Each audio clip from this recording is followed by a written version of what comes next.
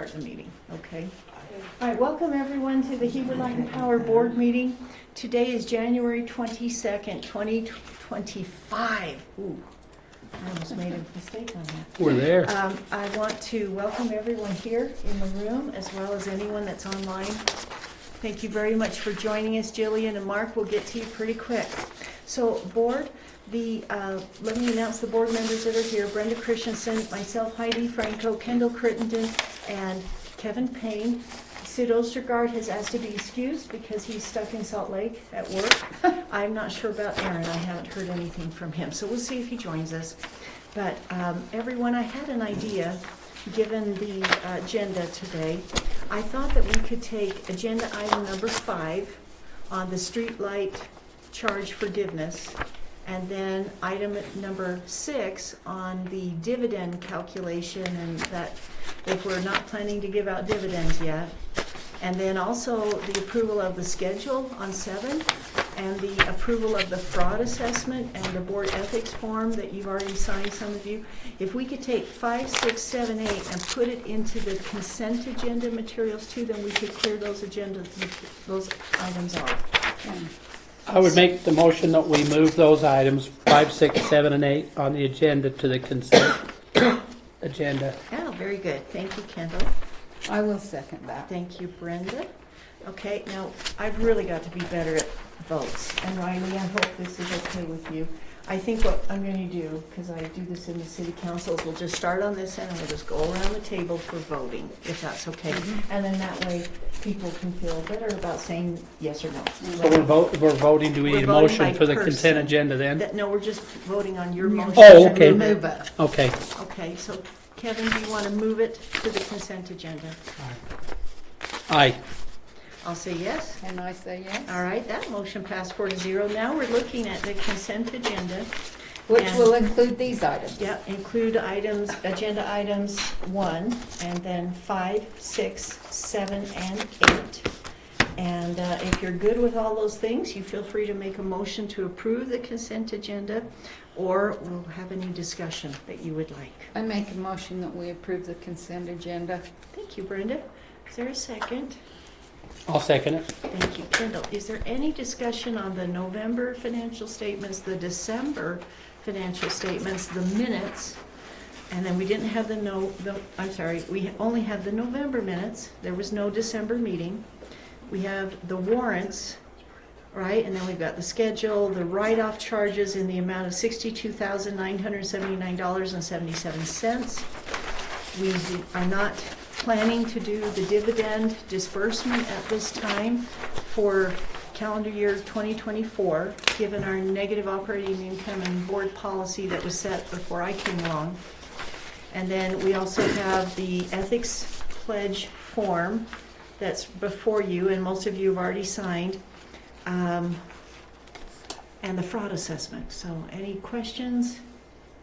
Can I just throw in there too, I handed out an updated capital plan. Oh, yes, and I do want, Bart and I have looked at it to try to, he's updated all of these totals. He's updated all of the end dates, the ones that are completed, and they're all completed. How about that? That's why I was saying now we need to have a new. This is what we talked about in the Yeah. Yes. audit committee. Yes, now he's got to do a new one for 2025, right? We've already started.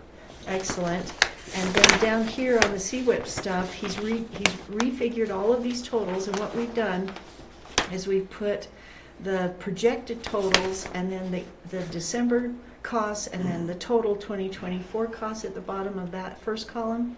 But then in the second column, it's really the whole capital plan. But I'll just kind of finagle that one with you, because are we going to cover the 6-year, 5-year capital plan costs? You see what I mean?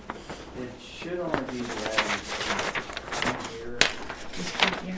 that we're working on, so any projects that might have a 2-year out before they're done, or a Okay. 2-year back before they're done, Mhm. they'll be captured, but anything that's not slated to start till 2027 is not going to show up on there. Okay. I just want to say that when I came onto the board a few years ago, right, I had a lot of citizen complaints of, you'll never spend that capital facilities budget. So why are you writing that all down, right? we are spending that in our capital facilities budget. You can see it for the actuals, right, for the Yeah. year, and what we had budgeted versus what we really spent, and then we have the CWIP down below. So it's, I think we're getting this clearer and clearer for the public. That's the point, as well as for you, right? We want these to be useful tools for us, and if they're not, then we need to fix them so they are, you know, as transparent as possible. But this version Okay. was not in your packet. Right. I created it today.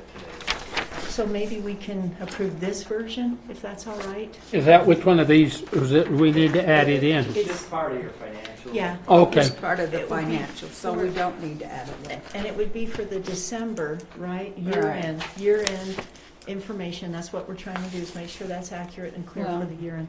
This is November and December financial statements. True, but the So- date here is for December, is all I'm saying. Oh, okay. There is a sheet in the December one that the packet came out, that was, this was just supersede. Right. Are you good with that? I'm Your good with motion, that. Brenda? Yeah. Thank you. second still holds. Okay, thank you very much. Any other discussion? Again, if these financial statements are not making sense to you, then that's not the goal. The goal is for you to look at them easily and say, wow, there's my key indicators, there's my trends, how's it affecting, you know, what I think, or the Right. budget and all of that. You can see our electricity sales were just a touch lower last year than our budget, but we still made it to 25 million, Yeah. right? Yeah. I'm glad, right? But we're going to have that discussion with Mark pretty quick. Okay. If not, we'll go to the vote on the consent agenda with the agenda item number 1, 5, 6, 7, and 8. Aye. Thank you. Aye. Aye. And I. All right. Aaron, we just finished voting on the consent agenda. Yes. And we've done a couple of things here just to bring you up to speed. Do you want to grab him an agenda? Wait, he's got one right here. Here's your agenda. Here's your gift from our insurance company. Hmm. And then we have the That sounds ethics better. form and some updated information for Is the there an consent extra agenda. Yeah, right there.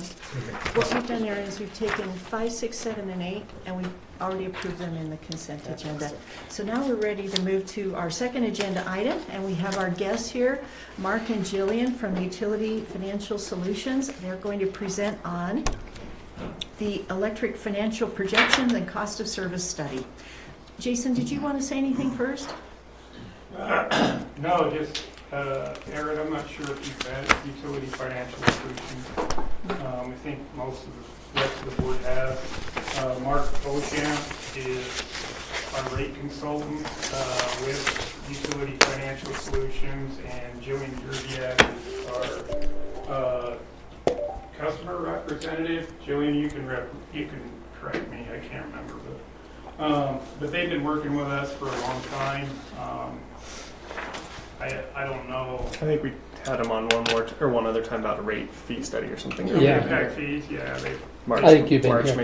maybe. yeah. So, with that, I'll turn it over to you, Mark, on this latest cost of service and rate study. Yeah, I was afraid of this. Mark, hold on 1 second, Mark. I don't think we have audio from you. We had a mic issue earlier, so let me try one quick thing. Don't know, but I've just Yes. got a system that's got gremlins. Recording in progress. Hold on. Mark, try talking. Hello, everybody. Excellent. Can you hear me? Yes. So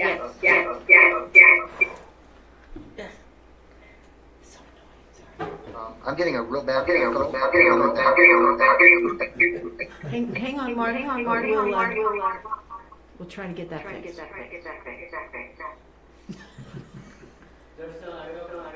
Yes. Yes. Hello? What if we just physically separate these? Too Oh, is close. that one on? Yeah. Never ending. It's off. So, Sorry, guys. Hang on, please. We're on the edge of the Grand Canyon here. We should. Mark, talk.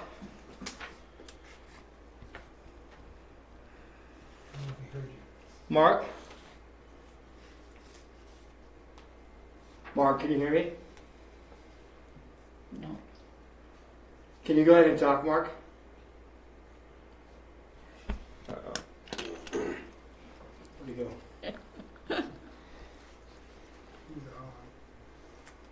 Yeah, he just put it on. Oh, no, he's there. It's just, He Was off. turned video off, apparently. Yeah, he went.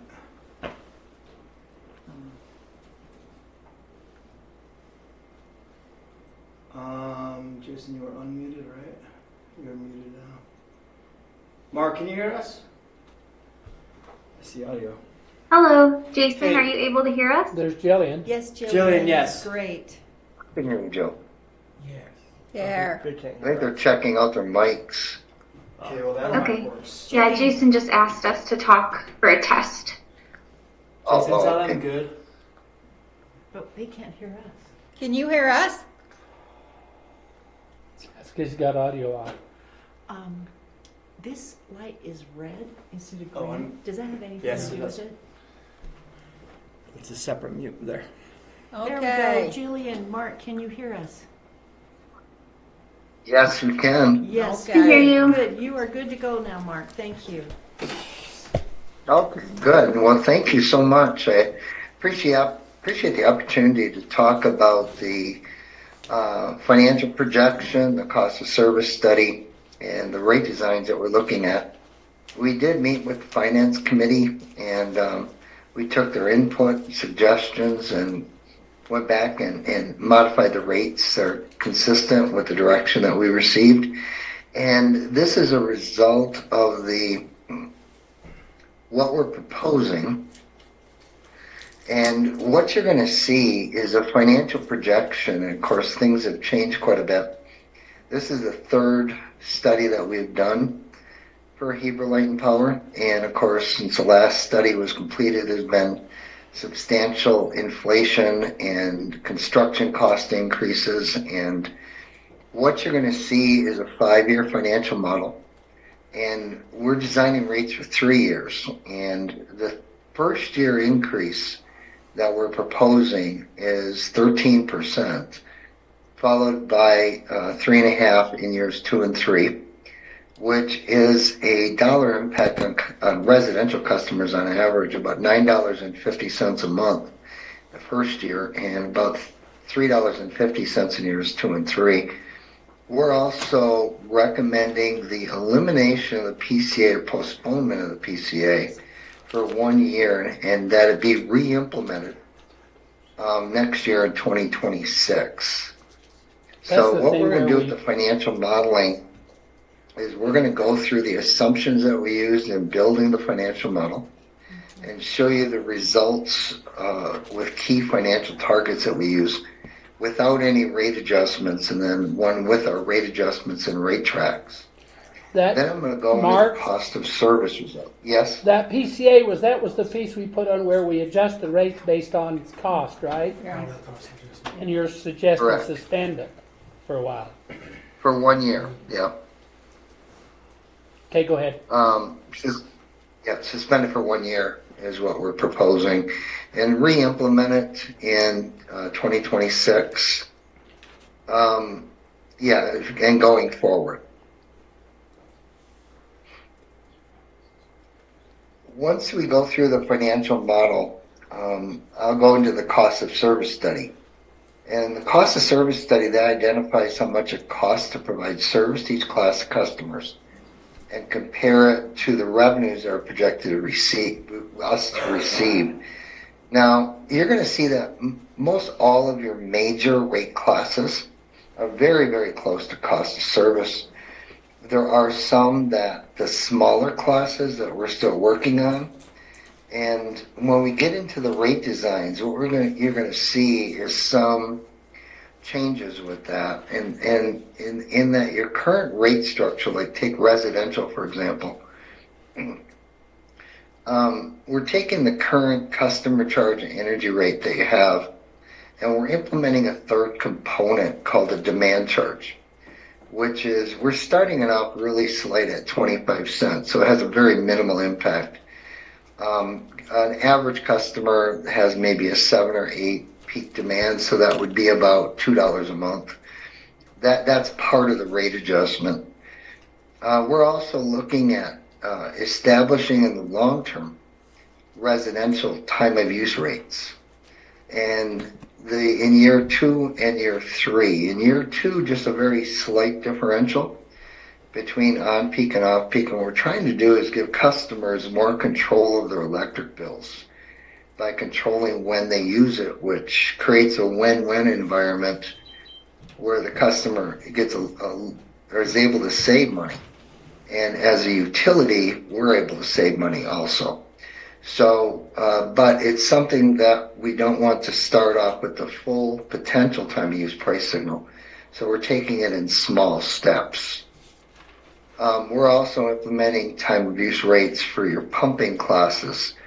Your pumping classes, you'll see in the cost of service model, show a substantial increase is needed. However, they have control over when they actually use electricity and do the pumping. So we want to send them a price signal that gives them, again, the ability to control their cost and us not having to incur those high power supply expenses. So we're going to go all through this, and it's projected that I think it's the 26th of February to have a rate hearing on this. So a public rate hearing. Yes. So before I move on, is there any questions at all about what we'll be doing? No?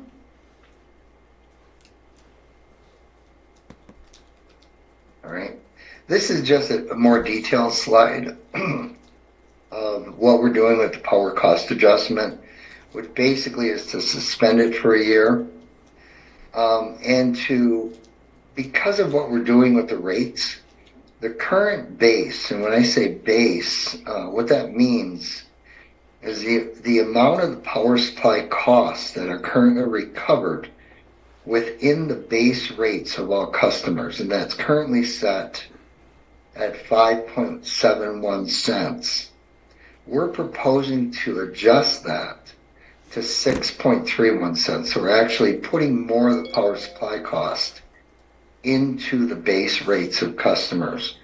And again, that won't take effect until 2026. So this is the assumptions that we use in building the model. And as you know, inflation's been running quite high, and of course it's been under control for the past, couple of years, down closer to 3%. But in 2024, we projected that, we actually had inflation rates of 8.4%. And we're projecting that the inflation rate, which would be 6.6% in 25, 6, and 7. And of course, that includes things like labor cost and changes in overall material costs for the utility, followed by 3% in 28 and 29. The growth rates in Heber cities, Utah in general, is an area that's growing a lot, and we're projecting for that to continue with Heber City with a growth rate in 2025 of 5%, 2.3, 4.6, and then 3% each year after that. Power supply cost changes, we're projecting them to go up 5.2% and followed by slight adjustments in the future. Those are provided to us by UAMPS.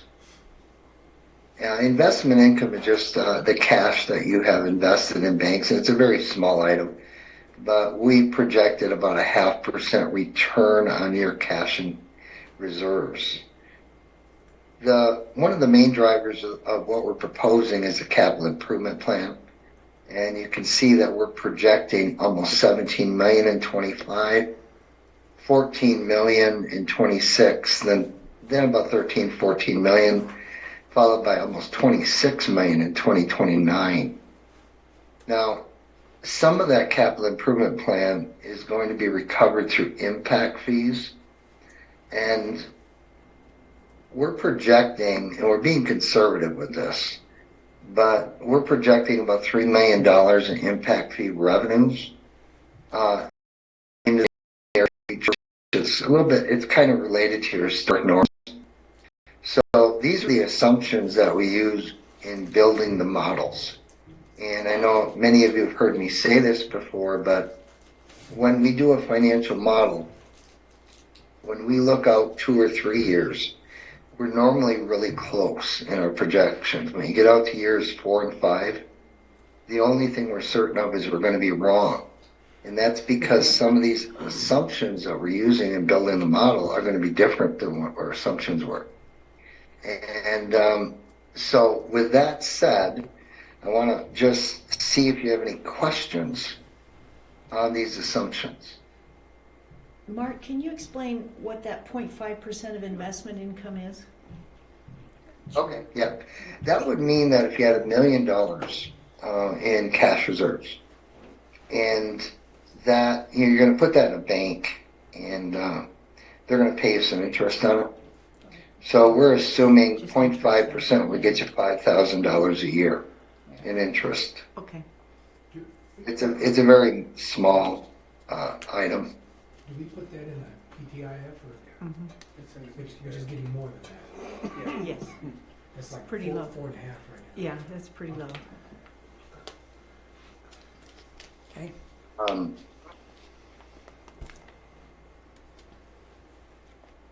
Now, this is the financial model, the outlook going forward, and I know that many of you are familiar with how we assess or look at the financial health of a utility.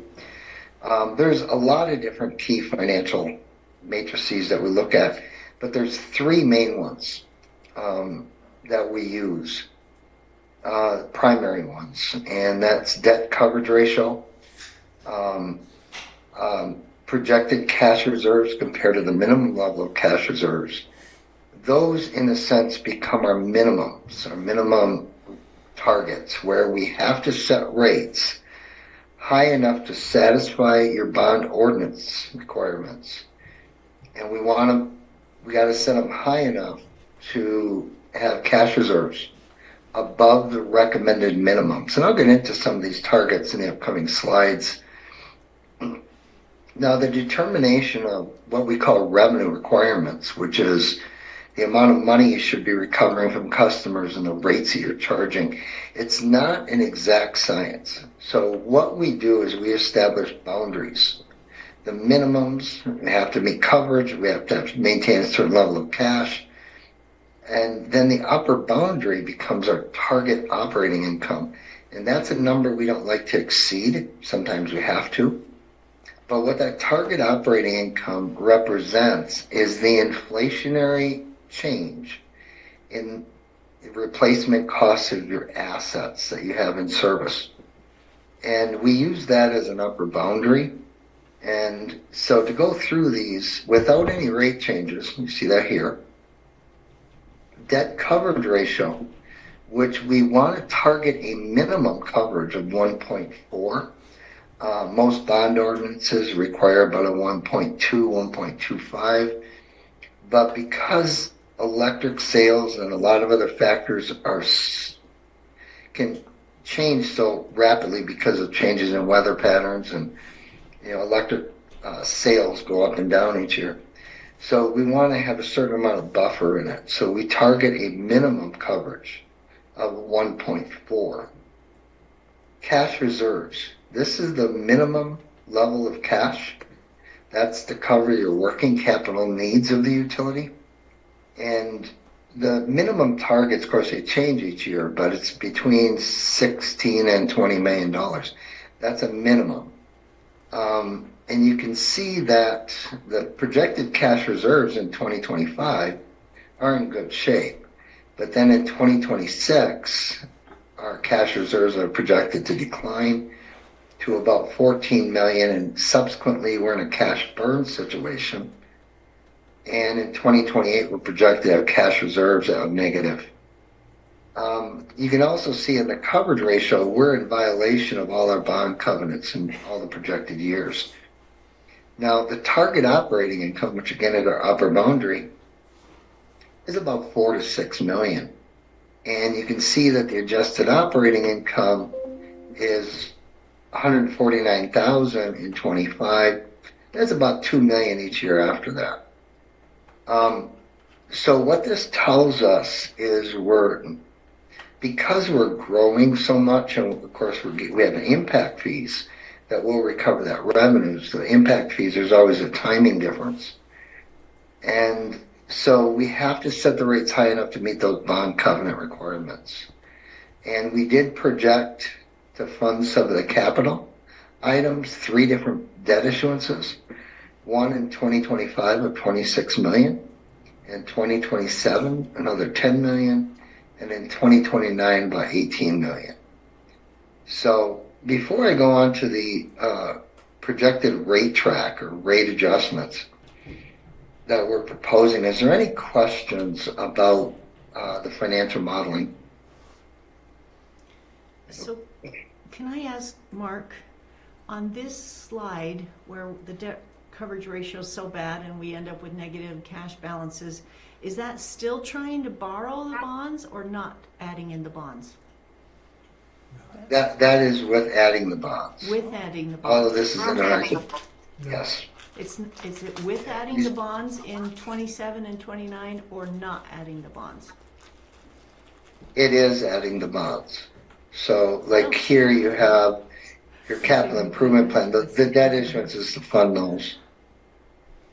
And so all this is included in that. Okay, I just don't see how anybody would lend to us with that kind of projection. So Mark, you're saying the bond issues, the 26 million in 25, 10.2 in 27, and 18.4 in 29 are reflected in that debt coverage ratios that you have? Correct. Okay. Okay. That is correct.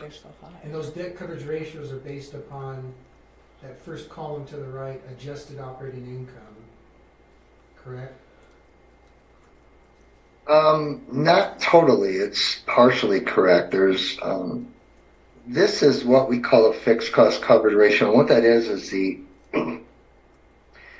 the way we look at it, you take your net income, you add back non-cap operating items like depreciation and interest expense in the calculation. But then we also removed revenue items that can change substantially on a year-to-year basis, such as your impact fee revenues and your contributions in aid of construction. So that calculation is what we call more of a fixed cost coverage calculation. So it is conservative calculation, I will tell you that. But it's the way that your financial advisors look at it. And again, I think we talked about this before at the audit meeting, but I'm trying to remember. So the 26 million bond issue for 2025 is a good share of that. I mean, what portion of that is to kind of get us caught up on the recommended minimum cash? Is a big portion of that for that versus capital improvements? And it's really to fund this capital because you have substantial capital items in these 2 years. Okay. And that's what we're funding with it. Okay.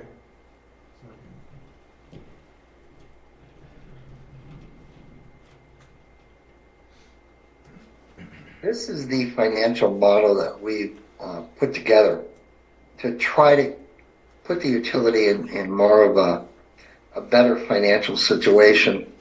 And in 2025, we're proposing a 13% rate adjustment. And as I mentioned before, suspending the PCA for 1 year, and then re-implementing it in 2026, but still having a 3.5% rate adjustment. And with these rate tracks, we still have an issue with coverage in 2025. But after that point, we're in good shape. We have 1.37, 1.42, and you can see we're in really good shape after that point. the cash reserves, we are above the minimums each year. Toward the end of the projection, just slightly above the recommended minimums. And then on the adjusted operating income, the target you can see is here. And this is a projected adjusted operating income. And you can see that we're actually exceeding, in a sense, the upper boundary. And we're having to do that to keep because you have so much capital investments for growth that oftentimes when we see high growth utilities, because they're spending so much money in capital, that we have to exceed this target to maintain the cash reserves and to maintain the coverage ratios. Mark, quick question. So we're Mark, go quick ahead. question. So are these numbers based for the projected 13% rate adjustment for 2025? Is that based on that 13% going into effect when? Jill, you want to help me with that one?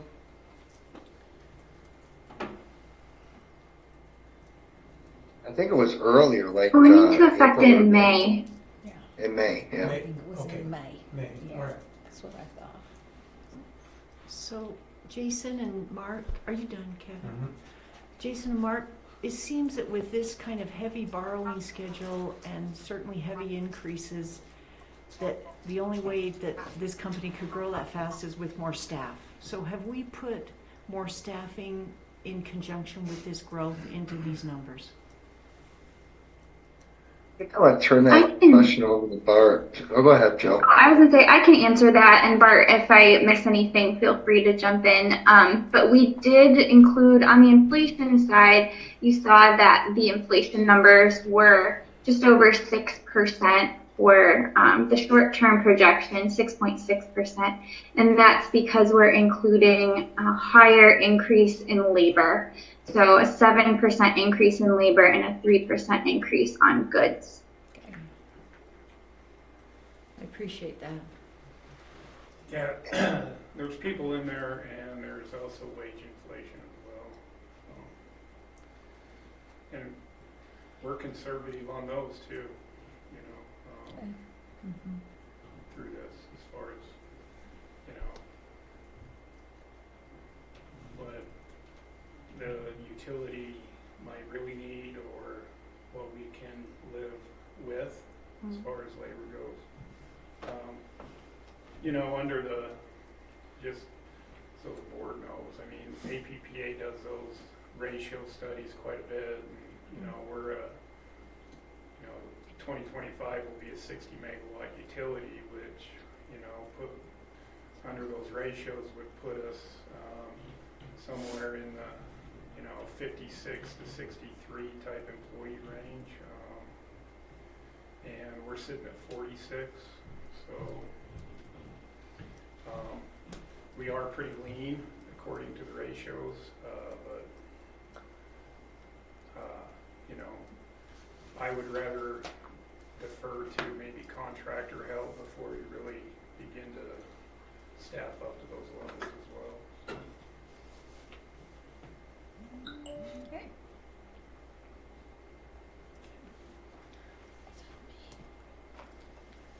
Okay, thank you. Let's Is keep it- going. Okay. Let's see. This is just a graph on the cash, just a graphic illustration of it. The blue line is the cash reserves without the rate adjustments. The black line is the minimum cash, and the green line is the with the rate adjustments, what the projected cash reserves would be. You can see we're above that black line, which is where we want to be. This is the calculation, and in a nutshell, what we're trying to do here is there's a timing difference between when you pay a bill and get money from customers. So for a utility that bills on a monthly basis, that timing lag is traditionally about 45 days. So you go all through the month of January paying for labor, material, supplies, you don't get that money from the customers until usually the first or second week of March, because you do the billing at, say, theoretically at the end of the month, or the first week of February. You don't get that money until the second or third week of March. So we look at that working capital related to operation maintenance costs, purchase power. We also want to make sure that we have enough cash in reserves to fund your capital improvement program net of any debt proceeds. So that's another item, as well as your debt service payment. We want to make sure your highest debt service payment is in your cash reserves at all times. Then there's the unexpected events or catastrophic events. It can be ice storm, windstorm. If you're in Florida, it's a hurricane, or California earthquake. And obviously, we're not trying to ensure that you have enough cash to fund a major catastrophic event. Our objective is to ensure that you have enough cash on reserves that if something like that were to occur, that you can start the repair and replacement process until adequate financing can be arranged. And it's somewhat of a subjective determination, but some of the things we know is that an older infrastructure, if you have older assets, you have more exposure to unexpected failures, and that the average system is about 50% depreciated around the country, which makes sense. And so we look at the age of your system, how heavily depreciated it is, and you have a newer system, a newer infrastructure. That's because of the growth that you've had. Of course, you've spent a lot of money in capital improvements. So we feel that you have less exposure to a catastrophic event occurring. So what we've assigned you is what we call our lowest risk rating, that 1%. And that 1% is multiplied by the total assets that you have in service. And again, we're just trying to recognize that bad things happen. And you can see that down here, that's adding about $1.5 million a year to your needed working capital cash. So the total is down here, about 16.5 million, increasing to about 20 million. And of course, this is one of the things that's driving most all of our recommendations, that and the debt coverage ratio. And of course, this is a graphic presentation of the debt coverage ratio. Actually, before I get into this, I want to see if you had any questions on how we determine the minimum cash. So is this with bonding or without bonding? I just hope you can help me with that. That's with the bonding. With the bonding, but then we're running into projected cash reserves, no change in 28 and 29 in the large negatives. So even with bonding, we would still run into those problems? No rate increase. With no rate With no increase. rate That is increase. correct, without Okay. without the rate adjustments. Okay, thank you. Oh, one other thing just of note is we did look at your minimum cash calculation, and you can see it's virtually identical to ours. Thank you. Now debt coverage ratio, and of course this is, we want to make sure that you are above this black line, and we're using a restrictive calculation on your coverage ratio. But down here on the blue line is what your projected coverage ratios are going to be without any rate adjustments. The green line represents what your debt coverage ratio is going to be with the rate adjustments. Of course, we have the 2025 where we're trying to get us back up, but we really don't get to that point until around 2026.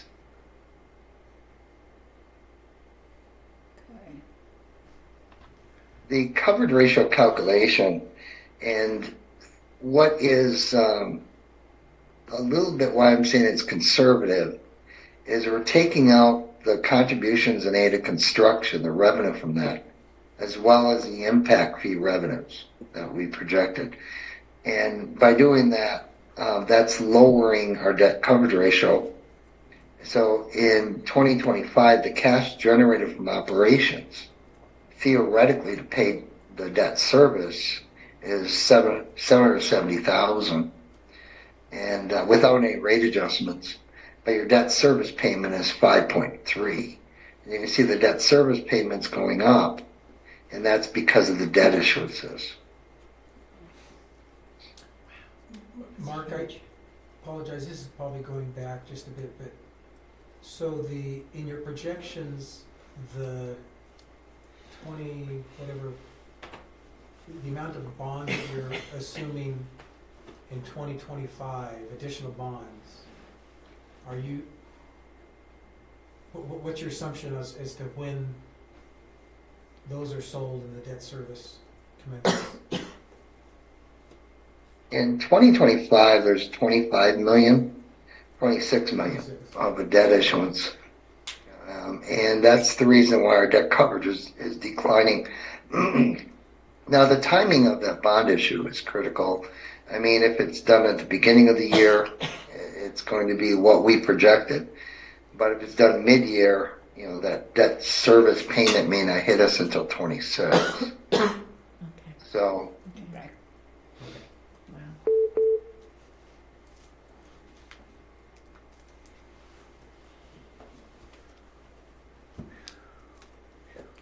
operating income, and this is a calculation that even though you're a non-for-profit utility, we still have to make money to break even. And the reason we have to make money to break even is when you have an asset in service, say like a $1 million asset in service with 20-year life, every year, after that's put on the books, you depreciate $50,000 a year in expense it. So that theoretically, after the 20 years, you recovered $1 million to replace that asset. But when you go to replace it, it's going to cost you more, because every year the replacement cost of the asset goes up. And so what we do is we use a 20-year rolling average on the Handy-Whitman index on how the change in cost, your assets are going to increase in replacement cost each year. And that becomes, in a sense, our upper boundary in most situations. And we don't like to exceed it, but sometimes we have to. And this is the projected operating income without rate adjustments. This is our target, and this is what we're projecting with the rate adjustments. So, and that calculation it's similar to like the way that investor-owned utilities look or determine their rate adjustments. They need to have a return on assets that the Public Service Commissions allow them to obtain.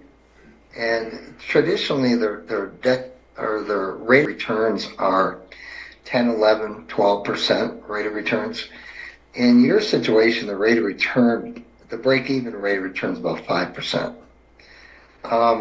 And of course, that's one of the benefits and value of a public power system, is you don't need to have the 10, 11, 12% rates of return, but you should have a rate of return right around that 5% range. The other thing, and what's driving a lot of our changes, because of your growth. And because of the growth being so substantial, it's driving a lot of needs for cash. And so we're having to issue debt to fund a lot of the capital improvements. And by doing that, your debt to equity ratio is 84%. Of course, it's kind of stabilizing over time and coming down to about 65%. And what that means is if you look at the value, that what's called net book value of your assets, which is currently like 83 million, and we look at how much you owe on debt, which is 70 million, that ratio is the debt to equity ratio. In other words, how leveraged you are in debt. Now, a system like yours, you have generating assets and a fair amount of them, you probably typically would be in the 40 to 60% range on the debt to equity ratio, but you can see you're at 84%. And that's driven primarily because of growth. So, is there any questions about this target operating income or upper boundary? I'm just really having a difficult time to believe that our outstanding principal on debt is swinging that much from 25 to 26 and then 27 back up, especially given the bonding schedule that you showed up above. I didn't think we were paying off that much, and we have an interest-only loan right now that's more than double on the interest. I mean, it was. Remember, we didn't pay anything Just except Yeah. interest on the 18 Just that months. first year. Yeah, but when you looked at when I looked at the amortization schedule, it was over 50 million to pay back principal plus interest for the 31 million, that we borrowed. And I'm just saying, whoa, how does that outstanding principal stay so low with the bonding schedule that's being proposed here? I don't understand that. We're going Well, from. what we do is Go ahead, Mark. we use your amortization schedule on your existing debt that was developed by your finance or professionals. After that point in time, we put in what we call levelized debt service payment, Yes. which is like how you finance a house. And of course, every year you're paying down some of the principal. And so you can see that, and when you issue debt, it goes up, but then the next year it comes down a little bit, and then you issue debt again and it goes up. I understand, but you proposed, or at least was shown up here, 26 million, and then another 10, and then another so forth. And given what we have right now, I'm trying to see if it's here on our trend sheet. If it's not, we're going to have to put that in. Maybe we need to put in total debt here on our trend sheet, Bart, just so I can see that fast. Sorry, but I just can't see how we can go up and down like that with what you're saying. As far as we were at. I'll find it again, everybody. Okay, 70 million. Hey, Jill, could you? And then we went down to Could you 67 just go million, but we're borrowing supposedly 26 million this year, and then it's going to go down to 3 million, but then we're back up to 75 million, and I thought that, so that meant we would be down to 65 million, but then we're going to borrow the 10 million and get up to 75 million. Is that right? Right, I understand. Okay. I think And that then we go in down. our modeling, Mark, we include a bond issuance fee that hits in the year that the debt is issued. So that's why it's spiky in 2025 and 2027, Okay. because those years are inclusive, and 29, they're inclusive of that bond issuance fee, which is Okay. higher than the actual principal, just in that first year. Okay, I think I'm starting to see how that fits in now. Thank you very much. I'm just wondering you can about the interest on the debt. Now, that same chart. It's right here. No, back on the chart we were at, I think it was financial projection, operating income, current rates.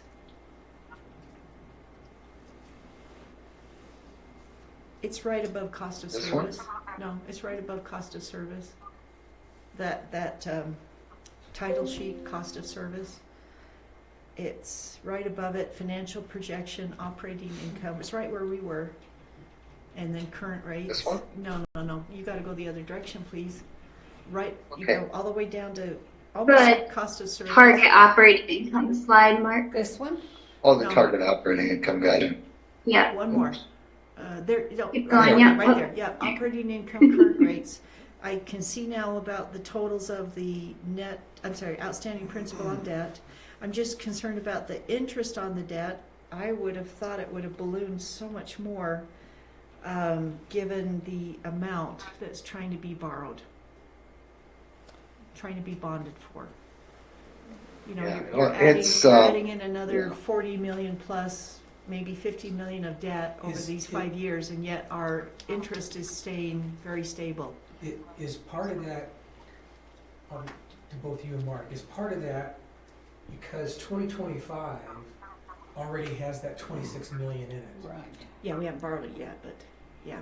But that's in the numbers. So the only additional thing you're seeing on this, correct me if I'm wrong, Mark, is the 10 million And then another 10 or something million in the last Yeah. year. Right, Yeah. right. Yeah, I'm just surprised that the interest is pretty level there, given how high the actual principal is going to be. I can That- answer that's that too. Oh, Go ahead, sorry, Mark. I was just gonna say that it's because on your current, and you're paying down your current bonding that's existing, and so that interest is going down while your new bonding interest is being added, and so kind of instead of the interest getting paid, you know, your principal payment getting paid down on the debt and then less interest, you're kind of just stabilizing your interest because you're adding to your overall debt. Okay, but Yeah, then if you look at, your other chart above, see, and again, I'm just trying to, this is my big bugaboo, as you can tell, about bonding and debt and interest. But your other chart above on projected debt payments showed year 25 is 5.3 million, and then year 26 5.6 million, year 29 7.6 million a year. So that's principal and interest. So out of that year 29, that's correct. 7.6 million, we're going to spend 4.4 million on interest of that 7.6 million. Is that how it goes? No. So you've got debt, No, principal, our and interest expense is 4.4 million. That's a that's total. what I said.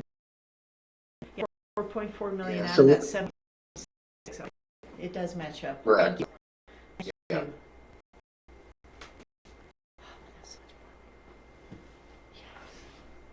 That is so much. Is there any other questions on the financial modeling before I get into the cost of service? Yeah, because this one shows, going back to the, no, This is just no, huge. you were just there. Jordan Mills Grove. That's Oh, right. this one? Up there. That one, yeah. Yikes. So Mayor, there's, yeah, in 25, the outstanding principal on the debt is 70 million. Yeah. 5 years out, an additional 18, that's probably your 10 and 10 or 10 something. and 10 or whatever it change. was, yeah. Yeah. Less principal reduction Well, you can see over that time period. we're paying 3.2 million right now, right, a year. This in 24, 3.2 million for interest and debt service. Now, in 20, I got that just off the trend sheet, Bart, for December. Our command on this year is $2,188,000 Well, in interest. then you've got And to then you check get your principal. December. And the principal is another 1.3. There, that's where I got it off the trend sheet of the 3 point. Yeah. Okay. Please check the trend sheet then where it says 3.2, okay? Well, that was our 24, That's what I'm getting it from. but for 25, We're, our debt, well, he's projecting 5.3, that's what that 25 debt issuance. but it hasn't happened yet? So we're actually higher on all, no, we're actually lower than all of Yeah. these figures? A lot more. Because it doesn't include the 20, what was it, 29 million or the bond, additional debt. I thought it did. The 26, yeah, in 25. In 25, 27, and 29, right? Mm-hmm. Okay, so now let me So reconfigure. Current. when you add the 26, basically the increase in that debt service payment, the interest on the debt has gone up because of the additional 26 million in 2025. Well, you can just see why I'm hyperventilating here. Oh, When yeah. we've been paying 3 million plus, whatever you want to go with, 3.2 or 3.7, and that was a lot, I thought, right there. And now we're looking at, you know, in 5 years up to double that, more than double that. That's a lot of growth on the valley floor, right, and up to Timber Lakes. And that's really something in that short a time period. Yeah, again, this is trying to pay for if all the growth comes that fast, right?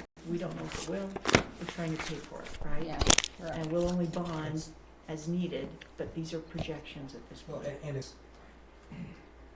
big picture, the way I'm looking at it, correct me if I'm wrong, there's two components to this. One is the growth, to catch up with that. The other is having to raise the rates Yeah. to catch up, because we've never gotten caught up. Yeah. if you will, to have the required debt coverage ratio and the sufficient reserves. So it's compound, it's two parts. It's not that we didn't try though, Well, Well, understood. yeah, in the last few years with the rate increases that we've already done. But And the but bonding it's we those two problems that are trying to be solved. It's just so hyper growth, if that makes sense. I don't know how sustainable it is. But yet, the capital facilities plan is what it is. And we've probably got to review that again, Jason, to see any changes or updates you've made since, I'm assuming September. Have you made a bunch because of these debt bonding issues that are larger than perhaps before? Yeah, I mean, things are getting included into it. Inflationary costs of, the project, a project that was out in the 10-year plan, that we had an estimated cost of $7 million, I mean, now those estimated costs are coming in at $13 million. Right, So just like the it's, building. it's not just the growth and the speed of the growth and having to accelerate some of these projects and the spend on them, but it's also the cost of goods and some of the lead times we're facing that you're having to accelerate a project just so you can get in the queue on critical items for that project. So yeah, these are tough problems. I don't disagree with you at all. They're not easy solutions. Okay, all right. Thank you for answering those questions, Mark. Please proceed if you're ready to go on to cost of service. Yeah, the cost of service, as I mentioned, identifies how much it costs to provide service to each class of customers. This is the classes. And this is the cost of providing service to each one. And this is the projected revenues. And you can see your major rate classes are all pretty close to the average. In order to meet the target operating income in year one, you need a 14.8%. We're proposing a 13%. But you can see how the residential is pretty much right at the average. And your large general service, pretty close to the average. Medium general, a little bit below the average. But your major rate classes are relatively close. And the way we tend to look at it, because cost of service does change somewhat from year to year, we try to get within 10% of the cost of service number in average. So if the average is 14.8, we look for accounts that show the need for a 25% increase. Or if they're showing only a 4.8%, so we try to stay within that bandwidth of that 10%. And most of your major classes are real close. I mean, some of the smaller ones, like residential pumping, and we're proposing changes to that and giving them the ability to actually reduce their cost and then reduce this number at the same time. And you see all the pumping classes are show the need for larger increases. And we're trying to address that with a different type of a rate structure that will give them the control. And creating, in a sense, a win-win for them and for the utility. So the other part of the study, what comes out of it, is what the fixed monthly customer charge should be. And like if you look at the residential class, and we call it residential demand, that's right now, but it's your basic domestic service residential rate. You're currently charging a little under $18 a month, fixed charge. And we're saying it should be upwards of about $23. And so what you're going to see in the rate design is slight adjustments in that customer charge number to try to get closer to that cost of service number.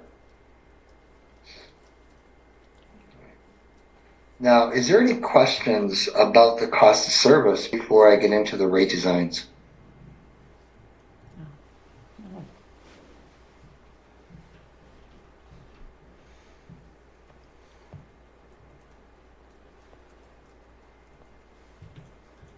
So, there we go.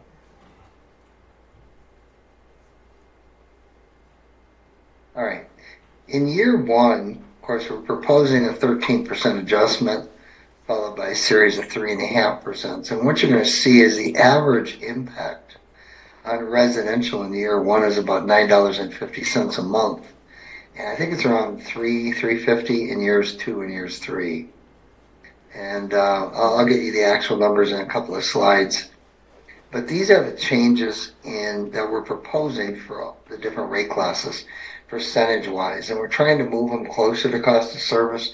But when we have an increase of 13%, it's difficult to make dramatic changes.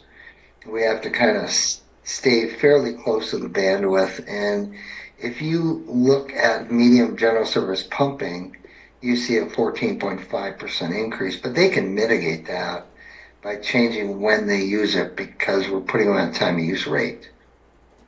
But most adjustments are real close to the average.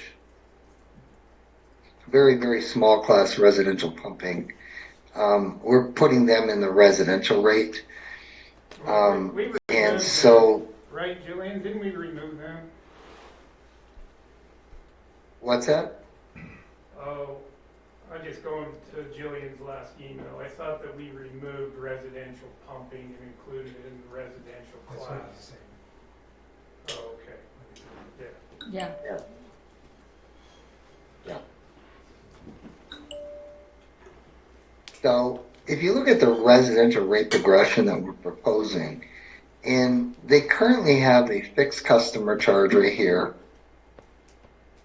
For some reason it's not showing up. An energy charge.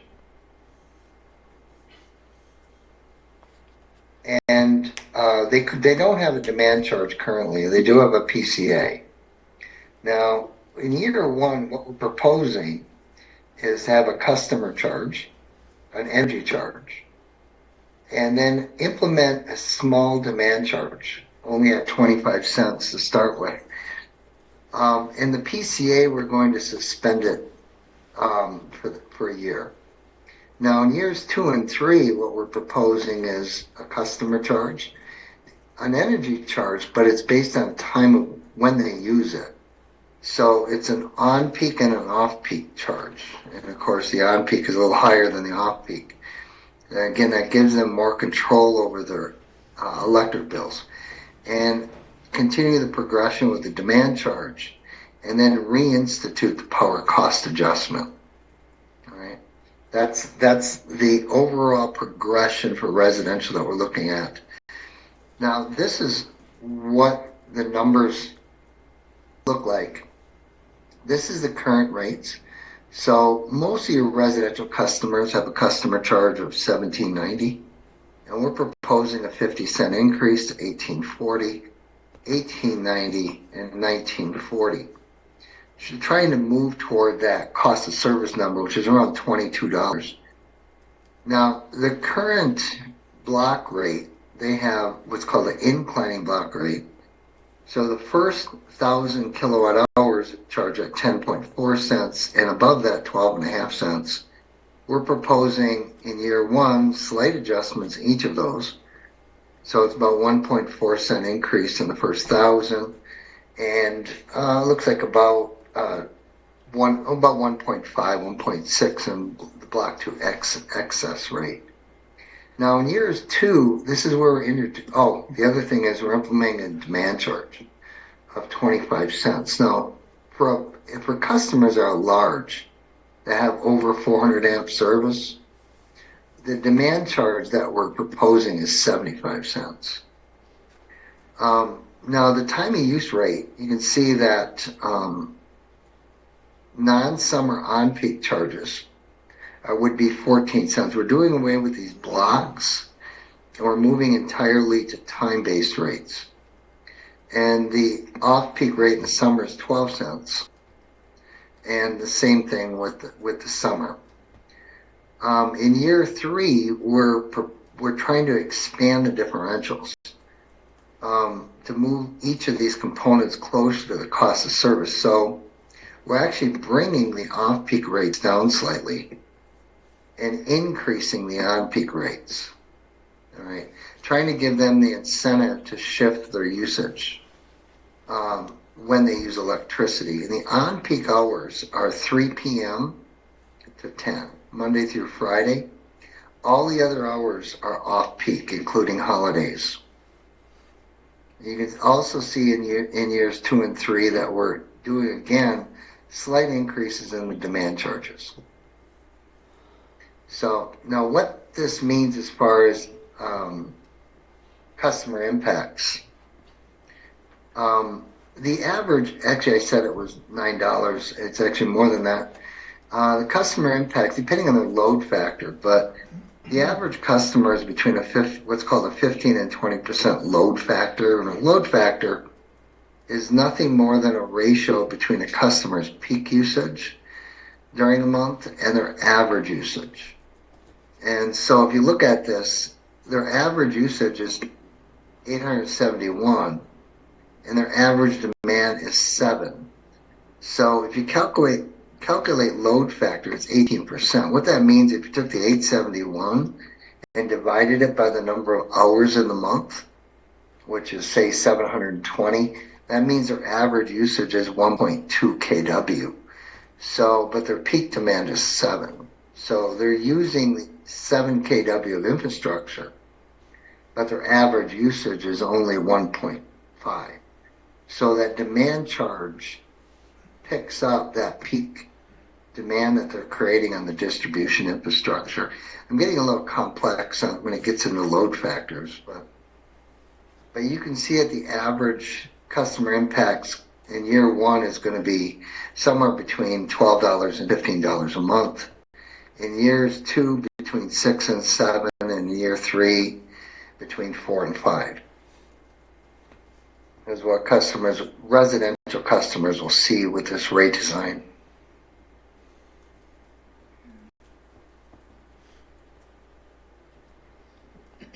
Mark, go back just one more. Just go back. Can I ask why, when the higher the energy goes, how they are negative? No, one slide back, please. Wait, no. One slide forward. Oh, this one? Yeah, that one. Why is it in year 2 we have that negative rate for the higher monthly energy, please? Yeah, that's a great question. It's not so much this number. It's sometimes it's based on this load factor number 30%, and actually the lower user could see a decrease also. It's just dependent on their usage pattern. What this if it's higher than 18%. What this is telling me really is anybody that has a load factor, whether it's big or small, of 30%, they're going to see a decrease in their bill. This was just a monthly energy graph that was used just for example purposes, but it's really a load factor based rate. So if they improve their usage profile, they'll save money. Meaning the closer their average usage is to their peak, the lower their rate. Correct. And that's because year Yes. 2 and 3 we're going to the time of use rate. That's why they're going to be able to save money. Okay. That's why, the modeling shows that they would save money. Now, whether or not they change their usage or not, Right. That's up to them. that's up to them. Well, that puts responsibility on the company to educate the public on that. Yeah. So our lower usages would be residential. These higher usages would be commercial. Mark, one more question. The year 1, 2, and 3 costs that we're seeing, they are cumulative, right? And they are per month, right? Not total per year. Correct. Cumulative per year. That's correct. So, somebody at the lowest range over 3 years would get $11, $12 more total over 3 years per month. But in the higher, the middle range usages, that's up to 30, closer to 30, per month cumulative increases. That's correct. Okay, all right. Yeah, and I know from experience, residentials are normally in this 20% range. You're actually 18% on average. So those numbers at that 20% column is probably about the adjustment that most of your residential ratepayers will see. So yeah, it's going to be upwards of almost $30 a month increase over the 3 years, Well, depending what the power cost adjustment there does. you go. There you go. It depends on power costs, labor costs, OMAG, and All that. the rest we hope will be taken care of with impact fees that where it can. Okay. Thank you. Do the hours on the peak and non-peak overlay or relate to our peak and non-peak rates? I would guess in the summer they do. 3 to 10 makes sense, but in winter 3 to 10 doesn't seem like that would be the most likely to be the highest rate that we pay. Yeah, any of your super peaking products that we could go out and buy would generally be between that 3 and 10 p.m. Even in the wintertime. Okay. I'm just thinking, heater in winter is all the time, a lot more light usage, but the air conditioners seem to be very 3 to 10, right? Yeah, the AC units, light, Dishwashers. catch up to all that stuff. Yeah. So, And some of that stuff you don't have control over, but Right. some of it you do, Well, yeah, that was where I was actually going, which is Yeah. that, my family, generally 3 to 10 p.m. is probably pretty doable to decrease, especially in the summertime, because we're just okay with being outside or being a little warmer. But in the wintertime, it's probably fairly consistent, at least for, again, back to my family. Like, well, yeah. we could certainly do laundry before 3 p.m., but And other than that, the furnace is going to dishwasher. run, right? You can use the dishwasher at Sure. 11 or, in the morning or something. Yeah. What we're trying to do with this price thing, of course we're doing it gradually, is one to become aware of their areas and to give them the incentives to purchase enabling devices that help them to shift when they use electricity. And things like setback thermostats or programmable dishwashers, and where they can do the dishes at different time periods that are not on peak. And that's what we're trying to give the incentive for customers to do. Now, historically, what we've seen, if you look at this differential, 1.15 going to 1.3, what that means is the on-peak rates are 15% higher than the off-peak rates in years 2. In year 3, it's 30% differential. Now, based on what we've seen in the industry, once these differentials start rising, especially getting closer to like 2% differential, 2 times differential, I mean. So in other words, on-peak rate of 20 cents, off-peak rate of 10. You get about a 6 to 12% change in residential usage. So in other words, they'll reduce their usage, but in the on-peak time periods between 6 and 12%. That's in the short term. As they start purchasing the enabling devices, those percentages will most likely double. So residential's usage pattern, they'll reduce their on-peak usage in the long run by about 15 to 25%. And that's what we're trying to get them to do. Because that's a win-win. They're able to reduce their bill because instead of paying 14 cents a kilowatt hour like they are here, they're only paying 12 cents if they use during the off-peak period.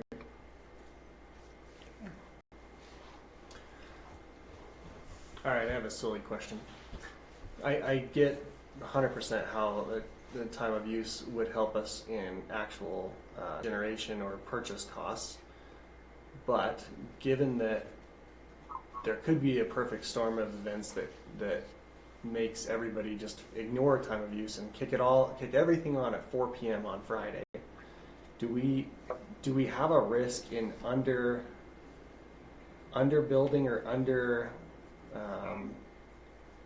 planning for that type of peak, because over time our average usage will go, or at least our average peak will go down, right? Like people shift out of peak times.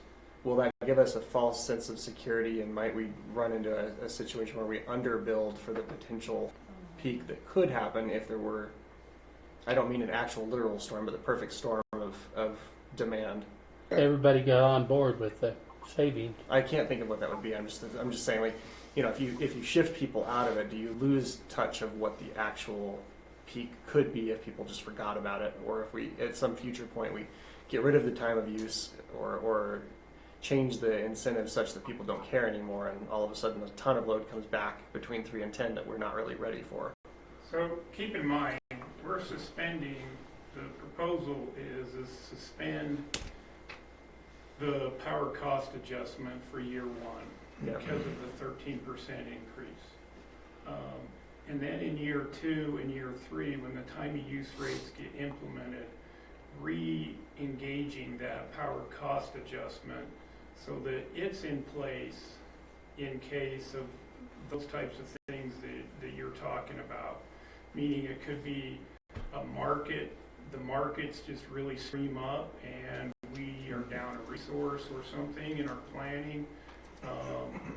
And that's what the PCA is there for, is to really manage through those unknowns. You know, hopefully that PCA just stays at 0 and it's just a 3.5% increase. But if we hit, you know, a time where, you know, our coincidental peak is kind of blown out of the word and we've got 3 substations on peak at the same time, and instead of forecasting a 67 megawatt peak in year 3, we hit 72. You know, that's kind of the perfect storm, and that PCA is there to buffer us through it with those time use rates. So At least for recoupable costs. for at that point. recoupable costs. But does that what I'm okay, and that makes sense from the cost perspective. I'm more thinking of the actual infrastructure. I would guess potentially the answer based on what you just said is the infrastructure is so overbuilt that doesn't really matter anyway. No, it's not that we overbuild, but as we do our engineering studies and stuff, we look at both coincidental peak when the system, you know, the coincidence is this is just the peak, and but we're also always looking at our non-coincidental peak. So like this year, and Emily might have to help me because I'm going by memory, but we peaked at like, you know, 55 megawatts. But our non-coincidental peak was at like 64 megawatts if all of our substations would have peaked at the exact same time. Mm-hmm. And so from an engineering perspective, we're always looking at that non-coincidental peak. Gotcha. And it's not if the adjustment overbuilding, changes, it's not overbuilding, it's just making sure you got the infrastructure to handle that freak situation. When it happens, yeah. Yeah. Got it. All right. Did that answer it? It did. Yeah. And you're just exercising or basically securing those, whatever the market price is that you need to fill that gap. Yeah. In layman's terms. In layman's terms, but from a market and a resource perspective, that's where the PCA is helpful, meaning it handles that freak storm or whatever, you know. Well, I think, correct me if I'm wrong, I think the 2 parts of the question, that handles The cost recovery. recouping the cost, but you're already building in that system that contingency and the ability to Yes. But secure that in the open market at whatever the pricing is, yes. because you can pass it on. Well, and we can take delivery of it. Yes. So it's not just, you know, you got to have the wire size and everything to be able to actually take delivery of that freak situation as well. But it's a two-pronged thing for us because it also gives us N-1. If that particular substation has, you know, just a little bit of excess capacity and you have an issue in another substation, then you can shift load to that substation without overburdening it. And so it's, you know, it's literally, you know, just good engineering, prudent utility practice, you know, to do it that way. Makes sense.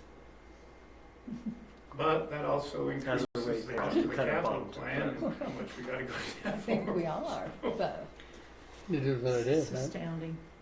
Okay, keep going, Mark, please.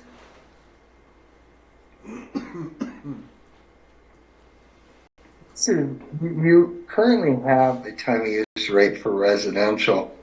But this is for customers that are willing to adjust their usage patterns, and you can see that the current rates on peak is 15 cents in the non-summer, 21 cents in the summer. This is on peak rates, but the off peak rates is 7.6 cents in the non-summer and 10.5 cents in the summer.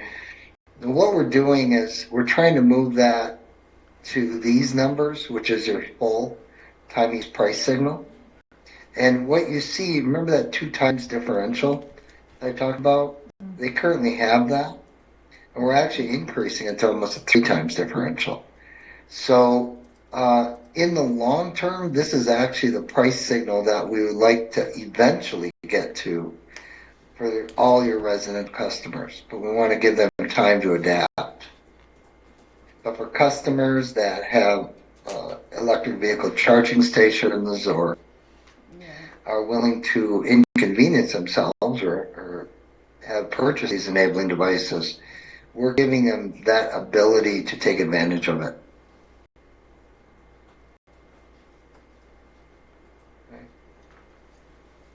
This is the residential pumping rate, and as we mentioned, we're taking these customers and we're putting them on the residential rate. It's a very, very small class. It's only like $16,000 a year in revenue. But we're taking them, putting them on the residential rate in year 1, so they're going to see a reduction in customer charge, but increases in the energy rates from about 6 cents to 11 cents, most likely. And then in year 2, they'd be put on the time of use rate, just like the regular residential. Small commercial pumping rate, again, we're proposing, they currently have a customer charge of $38, increasing the customer charge, then taking the energy rate and breaking it up into time of use rates. So they can actually reduce their bill by using it off peak. On the summer, it's 6.9, a little bit above it. But they have the ability, or should have the ability, to not use it during the on-peak period. Right now, we're not sending them that price signal, so they're just pumping whenever they feel like it, so to speak. Medium commercial pumping, we're doing the same thing. The rates are identical between the two. So, and this is the impacts if they don't change their usage patterns over here for each of the types, each of the 16 customers. But all of those they have the potential or ability to control when they use it. So this is almost like a worst case scenario as far as percent increases. And we've asked Jason.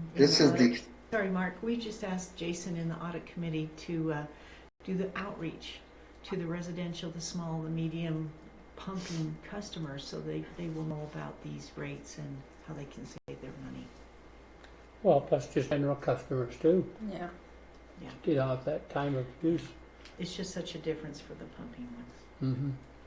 Yeah, and they can really, most of them have the systems now to, really set their timers and whatnot. And, even talking to Jared, our key accounts, Jared Wright, our key accounts guy, one of the things we can also do is policy-wise, if this rate plan does get approved by the board, is maybe institute a policy of through this first year to forgive, if they miss that and hit that demand, on an off-peak time or an on-peak time when they didn't mean to. We're going to have to train them up, and I think we're going to have some leeway from a customer service perspective to kind of make those adjustments as they learn, how to get their systems programmed. So, what would be the overall plan to get, the average residential customer to fully understand this time of use? And We should be bringing that to you. I know that group was gonna be meeting with a consulting firm, to kind of bring what the plan is to onboard new customers so that they understand our rate plan, and then to also get the word out the best way possible to our current customers. And I can't remember the name of that company, but we have been working with an organization that works with co-ops and stuff to help us get that word out the right way. And I think with the way we're growing, making sure we're onboarding customers correctly too, I think is an important step. That's great. That's great. Anything else, Mark? Just the small commercial, of course, they got a little bit less than the average increases, but we're proposing adjusting the monthly customer charge closer to cost of service, and just some slight changes in the energy rates, and eliminating the blocks. Right now, you have what's called a declining block, 7.8, then anything over 500 at 5.5, and what we're doing over time is eliminating that block. So they're all priced at the same energy rate. Good. Medium commercial. Oh, go ahead. No, good. I said keep going. Thank you. Yeah. Medium commercial, we're doing the same thing. We're trying to move the customer charge to the cost service. They only have one single energy rate, currently at 5.66. Oops. Over time, we're proposing slight adjustments to 7.2 cents, and then the adjustments in the demand charge. And again, they're seeing slightly less than the average increase. Large commercial, we have 7 customers in this. This is the impact of the changes that they would see. But what we're doing is we're moving them in year 1, just moving the energy rate up and the customer charge and the demand charge up a little bit. But then in year 2, moving them also to time of use. And continuing that in year 3. So, and they see pretty much the average increases are close to it, a little above the average, 14% in year 1, 4.5% in year 2, and 4.5% in year 3. And that's what I have. And I was wondering if you have any questions or concerns about what's being proposed. So question, large commercial rates are so far below residential. Why? Load factor.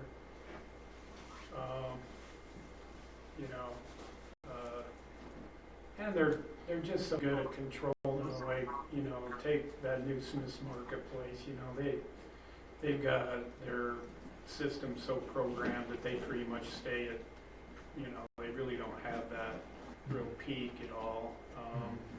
And so from a resource perspective, new customers like that, we can just go acquire baseload type product for them, which is generally your cheapest product, because it's 90% type capacity factor. So with those businesses, which we don't have enough of, we'd like,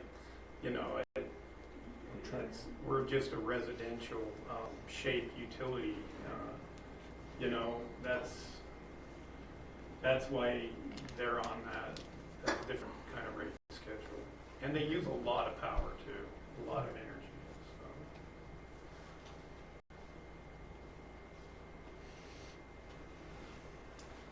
The schools would be off-peak, really off-peak, right, in the summer, I'm just saying. Well, usually in the winter too, other than athletic events at night. Well, that's interesting, so that does help them, Yeah. being time of use. Are they time of use right now in the large commercial? No. Okay, so that should even decrease them more then. If we can get them to use their energy, program their systems correctly, then they, this should be a good rate for those schools for sure. Even though it's increasing, and they're going to scream like mad about that. So, Yes. Yes, here we go. The key point is if we can get them to do it, 'cause we've been Right. working with them for years. Well, it's a good incentive, right, for them to do that. We do have a good incentive for them to do it, and it should be, you know, I mean, yeah. Yeah. All right, I don't have any more questions. How about the rest of you? Okay, so we'll have, thank you, Mark, thank you, Jillian. I'm even more amazed at the amount of work that you put into this, because I'm trying to understand it more, and wow, it is really thorough. Thank you very, very much. Stay warm. Thank you. And then, Thank you. What's that? Oh, thank you. yes, Stay warm. We will. Yes, We will stay stay warm. okay. And Thanks. for now, we haven't officially made the motion. It's coming in 2 agenda items, but we are planning to set the date for the rate adjustment public hearing on February 26th, 6 p.m. right here, and you can be online, and that'll be great. Okay, perfect. Thank you so much. And thank you for your questions. We really appreciate it. We appreciate the questions. We really do. And they were great questions. And if anything or any answer that we've given is, you don't feel was thorough enough, please let us know. Because we really want to make sure that you understand it as best as we can help you understand it. So. Okay. All right. Thank you Thank again. you. Have a good evening. Thank you. Yep. Thank you. Bye-bye. Bye-bye. Goodbye. Okay, so Jason, just to follow up, what they presented to us was, somewhat different than what we had in the agenda materials, but I think it will be more than adequate for the public hearing. What do you guys think? Oh, yeah. And then we'll just hear that presentation again at the public hearing, but he can put the proposal right up front, right? Yep. And then the general proposal, and then all the different classes. And the proposals, justification for And it. then we dive into all that justification for it, and Yeah. I think that'll be a really good public hearing. And the board is okay with it being virtual, Mark being virtual. I'm Oh, fine yeah. with it. Yeah. I'm fine We with can't it. blame out if you'd rather have him in person. We've got good enough connection.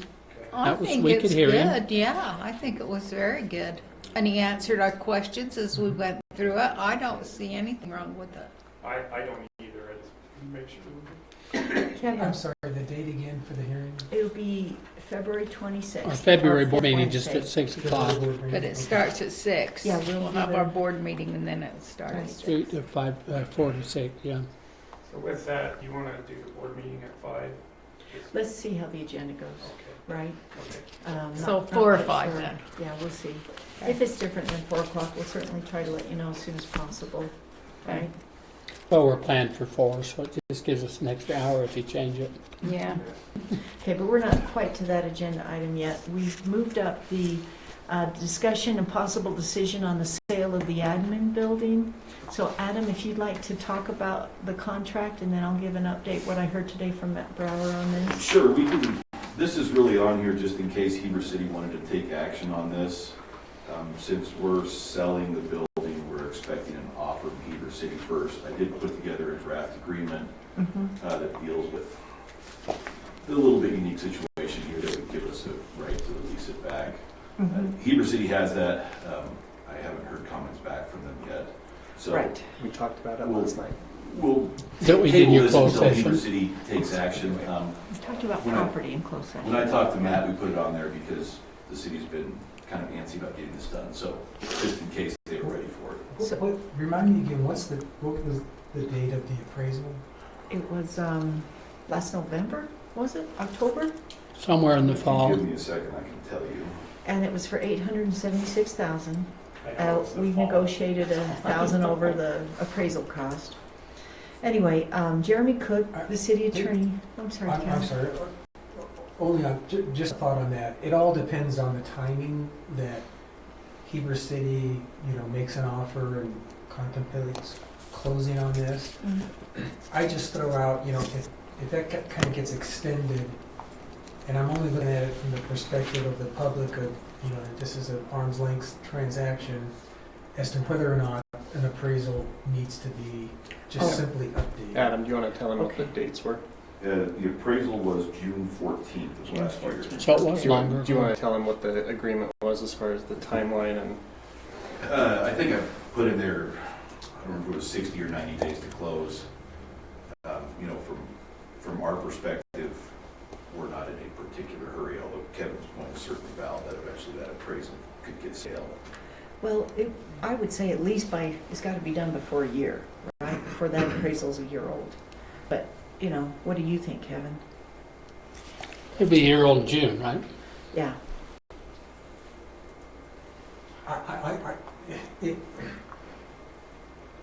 I'd probably be asking the appraiser and saying, what if, you know, Have prices changed that has there been much? substantial movement Increases. at all, you know, Yeah. since June? And there may not have been, and I don't know. Kendall, what do you see with property taxes? Any changes like that?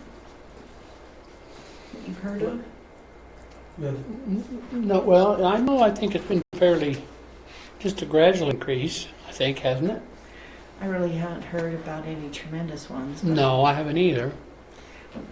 if you're thinking that, okay, now let me just give an update and then let's talk about this. Okay. Is the appraisal outdated? Matt Brower says today that he's received the contract from Adam, the proposed one, the draft one. Jeremy Cook, our city attorney, will be sending comments back to Adam. And the city is likely to add in, well, as I understand it from what you said, Adam, in your emails to us, okay, that there was not a leaseback agreement in the contract. Yeah, And so you'll that's in probably process. write that up, Yep. okay, and then send it to Jeremy, and Yep. let's get this finalized, because it's probably going to be on the city council agenda for approval on February 4th at this Okay. point, okay. okay, And on the contract. you'd mentioned the contract was how many days to 90, didn't you say? Yeah, we'll 90? have the So if it's cash. approved, Well in advance of the year, yeah. so So at least with what? so correct me if I'm wrong. So Pretty much April. if you know approved in February, say 30 days, he gets it finalized, signed. Okay, That's March, April, May, June. So you're looking 1 year closing from that appraisal date. so if you're not comfortable and want an updated appraisal, then we can discuss this. I would first ask the appraiser. Okay. I'm not. I'm. Yeah. Yeah, What did your appraisal cost? Because different classes, residential appreciation rates are going to be different Yeah. than commercial versus Mhm. raw land, and so I would leave it to the appraiser if there's been substantial. It should be fairly quick to do a reappraisal after he's done all the groundwork, Well, I don't shouldn't it? even know. I'll just throw this out here. I don't even know if they need to do a reappraisal. I'm not. Just a suggesting that. reevaluation. Or just a simple update. Yeah. And maybe all he needs to do is just look at the numbers and Say them erased or say lowered or things have whatever. not increased or slightly. Yeah. I don't think a Mhm. brand. I would not suggest a new appraisal needs to be done at all, but just a simple Okay. simple look at it and update and say, no, this is still good. do you, Adam, when did you send that to Matt? The contract, The, hey, we'd like to talk about this. we've traded a variety of emails over Yeah, and Matt a variety came. of months. Matt came, what, 3 months ago, 2 months ago? Yeah. Right? It was 2 months ago. Okay. The And reason that's I where asked we that set is, up that. it seems like that would have been the time to say, we plan on asking an appraiser again. It seems to Not me, after we seems to me send a an little offer. disingenuous to send an offer, accept that, get a contract, and then say, oh, hang on a second. Yeah. But I do We're want not committed to anything. All we've told Matt is that the board seemed willing to entertain an offer for appraised value plus $1,000 of extra field. It's true, but we thought, of course, government would work faster, and that's never the case.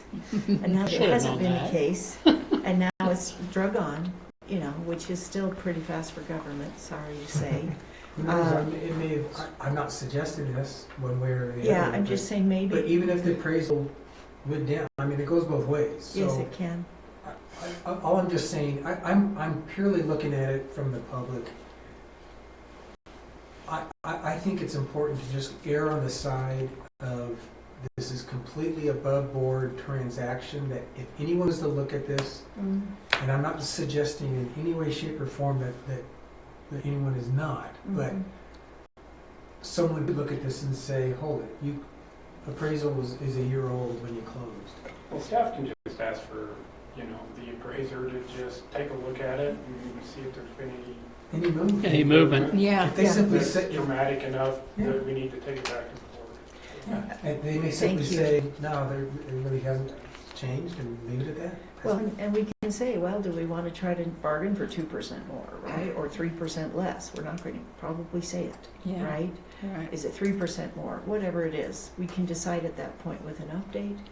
But, there is that idea of we have verbally accepted an offer, and maybe I should have asked for more than just 1,000 over appraisal given these kind of concerns. I didn't think of it at the time. Well, I just, I understand kind of what's transpired here, but normally these type of until it's signed, yeah, it's not signed. it's not binding. It's not binding. Understand, and we want everyone to feel comfortable with this, right? Heber City is not trying to take advantage of this. They're willing to pay the fair market value, and we thought it was that, And it's right? a little different than where you're a 3/4 owner of the company that you're, It is. that's where you It want to be is. totally above board. Yeah. Totally Right. get that. Yeah. I would venture to say we probably would have had something signed sooner had we had it sooner. Yeah. Because we talked in June, we got an appraisal, and we didn't actually say anything to the city for a couple of months. Because of being government.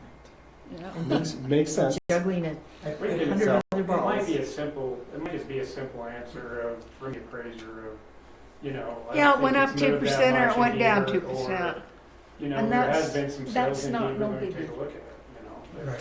If it Let's was see. 20%, Yeah, then we're Then gonna we'd say, have wait a to- minute, yeah, right, or Right. 10%. 10 or 20% Oh, that- more or under, then we'd have to go back to the board. But for a few percent, So maybe what I'd ask then, and I think it's a good thing for the city and for the Heber Land Power, is if we can decide on what percent, when we ask, what percent would cause us to need to talk about it again and resend something to the city, and what percent under which we would say, all right, let it stand, because the city can have that on the agenda pretty quick. So if they came back and said it's gone up 1%, do we say okay? If they came back and said it went up 14%, do we say all right, we're going to talk about it again? yeah. What percent do we think is worth I looking think at? 1% Because I is think not part of to it, haggle over. part of Not it's the sad. cost of the Well, appraiser too, right? 8,000, come on, it's Well, like, If you're doing on your house, okay, you so would. I would. The appraisal I would. came in at what? What was it? Eight. 870. 875. So 1% is roughly, call it $9,000. Yes. And I think that you said the appraisal cost us 7,000. That sounds about right. How much will it A have relook cost would us, be by the less way? than that. I Probably think. nothing.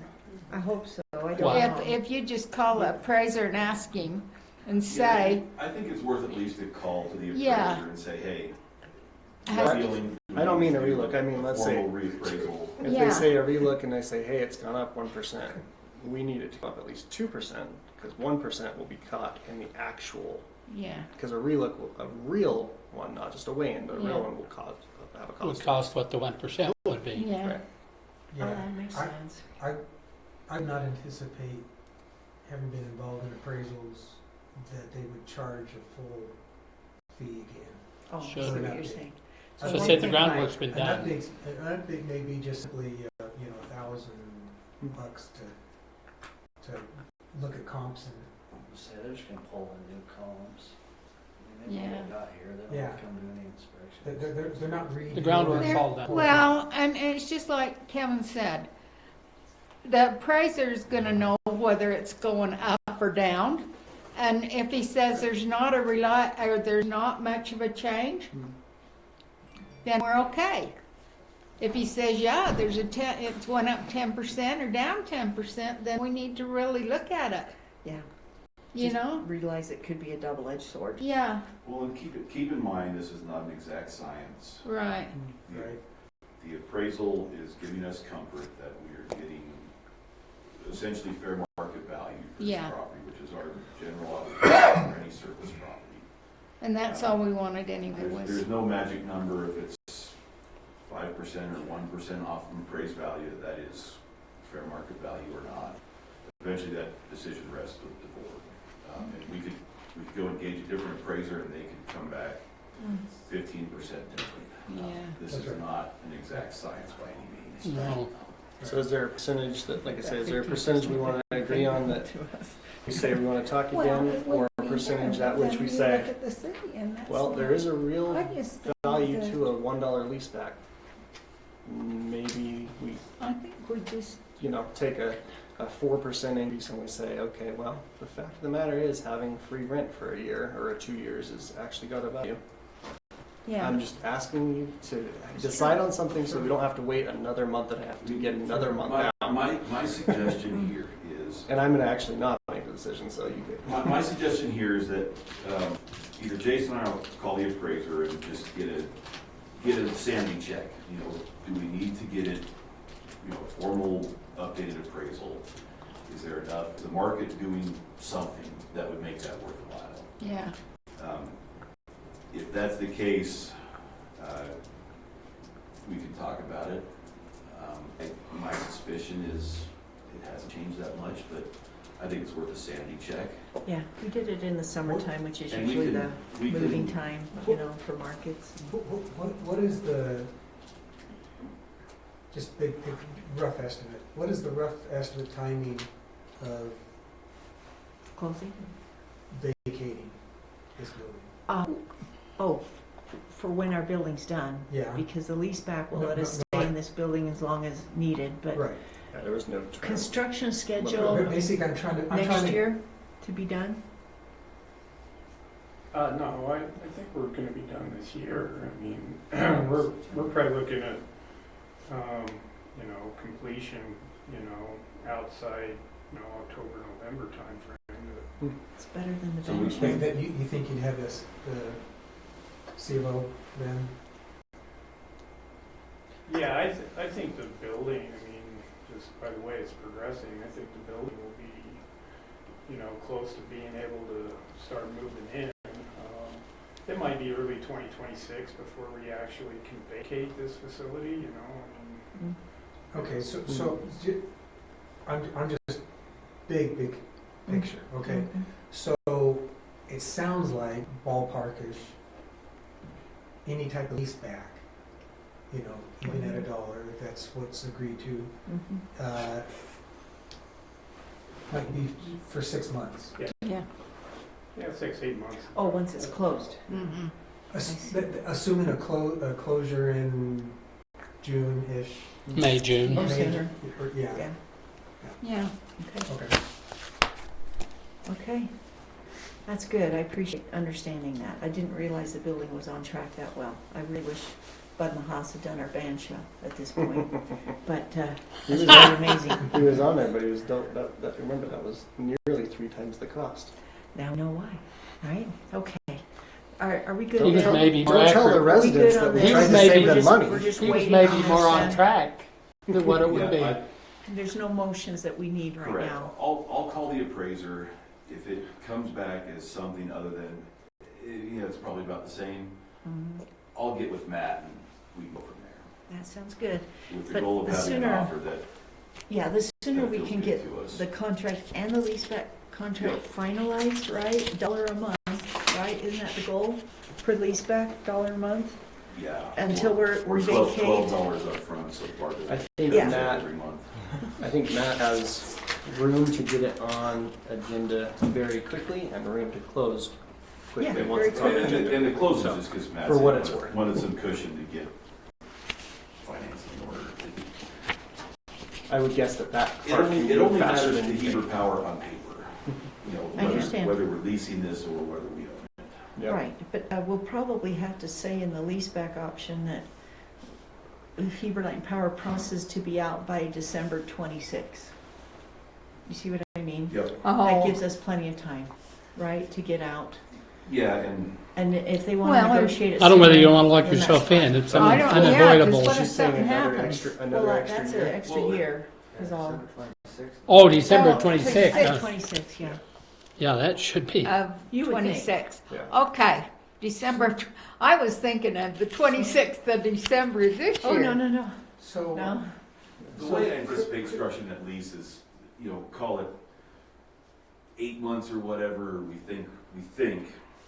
Yeah, but we just I we think just you have could to put- be Then the able to ability to say, extend in like You could 3 put a month long chunks. time Yeah. on there safely. yeah, we're not sure, Heber City's not sure when and, these opportunities will come, Yeah. but at least it gives us time to plan, and we're slow, government is slow, so that will give us time to plan, and if we can get things in place sooner, great, on both sides.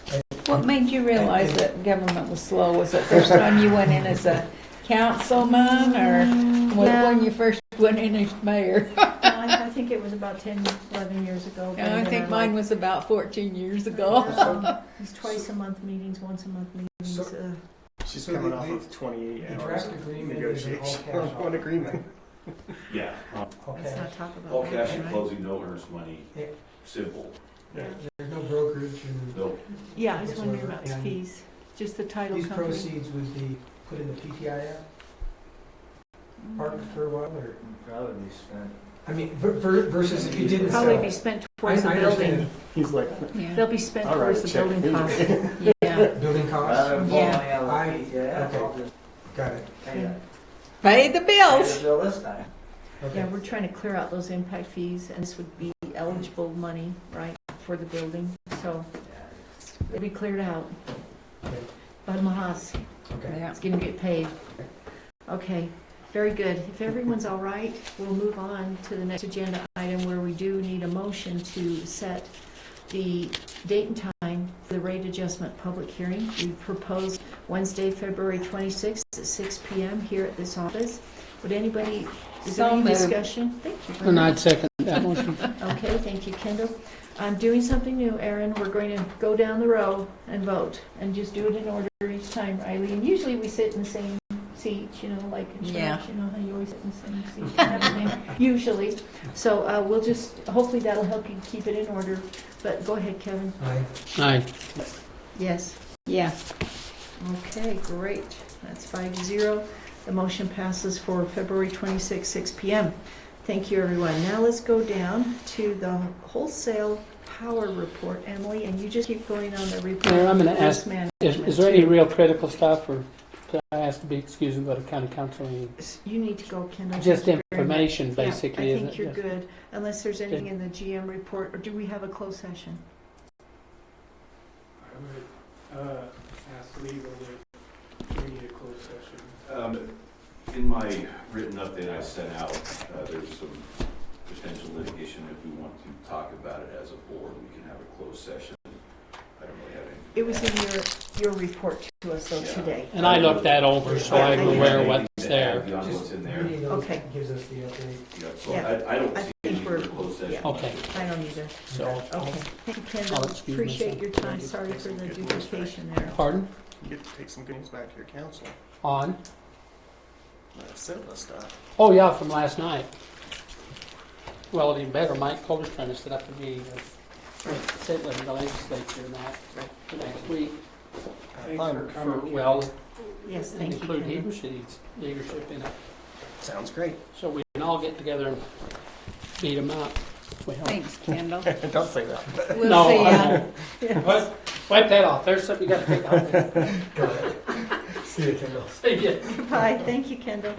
Okay, Emma, we'll turn to you, please. Thank you. Wholesale power, so we're about 16% under budget on the overall power purchases for the year. Natural gas, just about right on budget, just slightly over. Overall, 17% under budget for the wholesale power plus natural gas budget. About $55 megawatt hour, or $58 if you count losses. So pretty good. And then this is just a look at individual resources. So what I had budgeted for the dollar per megawatt hour cost versus what actually happened. I just changed those colors from green to red, so you can see the green are the ones that were under budget and the red were over budget. IBP was one that was over budget, just simply because UAMPS kind of took over the scheduling of that, so we kind of had more fixed costs and less energy come in from that resource, which is a lot why Hunter came in looking a little bit better than we had expected, because we actually got the ability to schedule that later on in the year, so we were able to use more of that energy.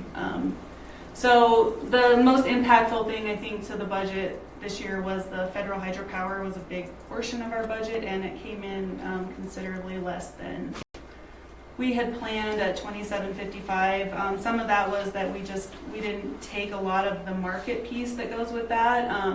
We were able to cover that with other resources. So overall, we had $61 and we came in at about $64, and that's not a weighted average. So that's just kind of the average cost per resource. And then let's see, overall cost per kilowatt hour over the last 10 years. So you can kind of see 2015 through 2020, we kind of cruise along around, $40 a megawatt hour. And then, as you know, in 2021, we had a crazy month. And then in 2022, we had a lot of crazy months.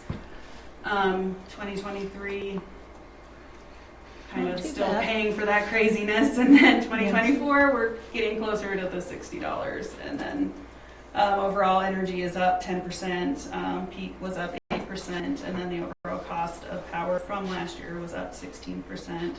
And then I just kind of took that top piece of power that we've supplied, in addition to just kind of the average load, and looked at the cost of that. So, kind of what our peak is costing us and our new customers are costing us. So you can see those costs are a lot higher. So that new energy that we have to add on to the portfolio is higher than what we paid on average for our portfolio, for our established portfolio. And then that chart on the right is just looking at the average cost. So $73 on average for that additional energy versus, closer to 60 for everything on average. So tell the truth, back in 2016 when it was so much lower, did we think it was high back then? Yeah, you always think it's high. You always think you're paying too much. So. Just We didn't know. We didn't appreciate it. Right. So we appreciate it now. So let's see, looking at the portfolio last year compared to 2021. So with all the growth, we've still been able to increase our renewables. And that was the Steel One Solar and the Red Mesa Solar. So we're 41% renewable last year. And then we reduced market. We increased our natural gas usage and increased coal with our IPP callback. And then this is just a look at the percentage of each resource in our overall annual portfolio. So you can see that the federal hydropower is 17%. So our biggest, and then lots of little market pieces. And then just to go ahead and cover that risk management piece. So we discussed a summer purchase for basically Q3 of this year. We were able to buy 10 megawatts around the clock for $82.77 from Morgan Stanley, which was under what we had budgeted for a market piece for summer. So Nice. that was a good thing. Very nice. Good job. Yeah, it was good. Good job. I'm really glad to see these hedges that you're getting. Yeah, me too. Nice, nice. You guys really work hard for us. Thank you very much. If you're done, Emily? I am. Jason, your turn. General Manager's report. Okay. UAMPS meetings, just the big news, kind of the highlights of it is UAMPS budget meetings have started. I was elected the Hunter Power Project Chair of the Project Management Committee, so I will be attending all of their budget meetings. I can tell you that the biggest hit on this year's budget, UAMPS budget, is going to be them starting to staff up, get the software requirements necessary for them going into the Energy Day Ahead market. I think I talked to you guys a little bit about that over the last 6 months. The acronym is EDAM. Yeah. And Pacificor is going into the CAISO, so California Independent System Operator. energy day-ahead market, EDAM. And with that, everybody within Pacific Coast Balancing Authority is going to have to be in that energy day-ahead market as well. And so that requires a really major kind of overhaul to the way UAMPS does business. They've never really been a marketing arm. They've been more resource balancing type joint action agency. We do market purchases through them, but that's us calling them going out and kind of pinging the market, but and making a transaction for us.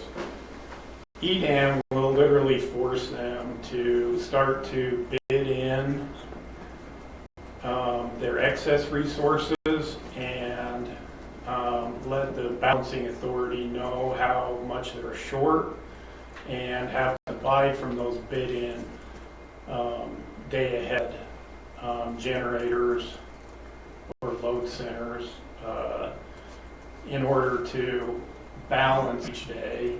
And it's just going to be a fundamental shift for them. So they ended up selecting TEA to be their scheduling coordinator for EDAM. That's a very expensive contract that will get pushed out to all the members. And they're also looking at staffing up 3 additional employees for the UAMPS checkouts and getting the UAMPS bills aligned. So TEA will be doing the bid in and bid ask on behalf of the UAMPS group. They have they've been in the ISO EDAM market for a lot of years with other clients. So they have that experience. The 3 additional employees will be accounting staff, scheduling staff, and kind of data analytics staff to get our power bills correct with this new energy day-ahead market. Initial looks at just general A&G is this is going to at least push our scheduling costs up $1 per megawatt hour for every megawatt that we buy from UAMPS, and potentially more. And so, this is an additional cost. Now, theoretically, if they do that energy day-ahead market right and, manage that correctly, there could be savings there that compensate for the additional costs. On the flip side, there's also risk, and there could be additional costs. And so that's just something to keep in mind as we are being forced into this, CAISO market. Jason, Yes. were any of those costs you just mentioned projected with Mark's cost of service study? Yeah, I think you've seen, the first 2 years, if you look at his stuff, wholesale power, we projected because we kind of knew the EDAM was coming down the road. We're not quite sure how it's going to affect us, just knowing as being a member of that joint action agency and the literal fundamental shift. I mean, this is a total reorganization of how UAMPS does business in the markets. We kind of projected that those costs were going to be higher in year 1 and year 2 of this rate plan. With just kind of assuming that it's going to take UAMPS a while to adjust to this CAISO market. Year 3, we kind of dialed that back, hoping that we, joint action agency, us, we're gonna have to do a shift too, you know, we're gonna have to, you know, decide whether or not we wanna put, you know, our generation fleet into the market Right. as a bid-in type generation that's available, or whether we just say, you know, we're scared to death of EDAM, let's just make sure that we're covering our loads and we don't Right. allow UAMPS to do Right. much bid-in or ask for us. Let's just get our loads covered. And you know, that's going to be continuing conversations with, you know, staff and the board as to the best way to manage that risk of this California market. You know, it is built in there. I know what the A&G costs are going up. It seems like it would increase our transmission tariffs too. And that's where it's going to show, really, is in the transmission line items and the scheduling fee line items. You know, that's where the upward pressure is really going to hit on the UAMPS bill. Yeah. But it'll be for like literally every megawatt that flows through UAMPS. So Yikes. one of those that's, you know, pretty much dominates the UAMPS meetings anymore is how they're going to deal with that EDAM acronym. Quite the acronym. Yeah. Quite the one. Oh, yeah. Could be There's some darn. really bad jokes going around the meeting about You should hear the jokes at HVSSD. the Oh, yeah. acronym. Yeah, yeah. Some of these acronyms can get really out of proportion. Well, it didn't help itself either. No. The other update is the Power County project, in which we approved the power sales contracts on in November. You know, those power sales contracts couldn't go live until they hit that 85% threshold. The city of Logan chose not to participate in the Power County project. And so there's 25 megawatts on the table from them, which made it so UAMPS has not met that 85% threshold. They are working diligently right now with UMPA, kind of the Provo City Joint Action Agency with Spanish Fork, Levan, Nephi, to see if they're going to take some of that project, see if they can take some more to cover that shortage. Should we take some more? It could come back to this board, and that's something that Emily and I have talked about for sure. I think we even discussed it a little bit in the risk management committee meeting with some of the other staff members. And there is room for us to take more, not the 25 megawatts. We're not, you know, there's just no way to make up that. But there might be enough, you know, 3 to 5 megawatts around that table of other members to cover Logan's exit from their projected exit from that project. So more to come on Power County. UAMPS is also working with Idaho Power, which is an investor owned up in the Idaho area, kind of serves the Boise, Treasure Valley area. And, you know, they say those talks are going well as well. So, more to come on that one. At the UAMPS annual meeting, Heber Light and Power got awarded the System Improvement Award. Congratulations on that. That award was for, you know, the transmission line that was done and the point of delivery substation, which, you know, pretty much doubled our system capacity. And so, big projects for us that took years to do, and I'm glad that the staff and the boards that participated in that were awarded that award. Not much to report on IPA.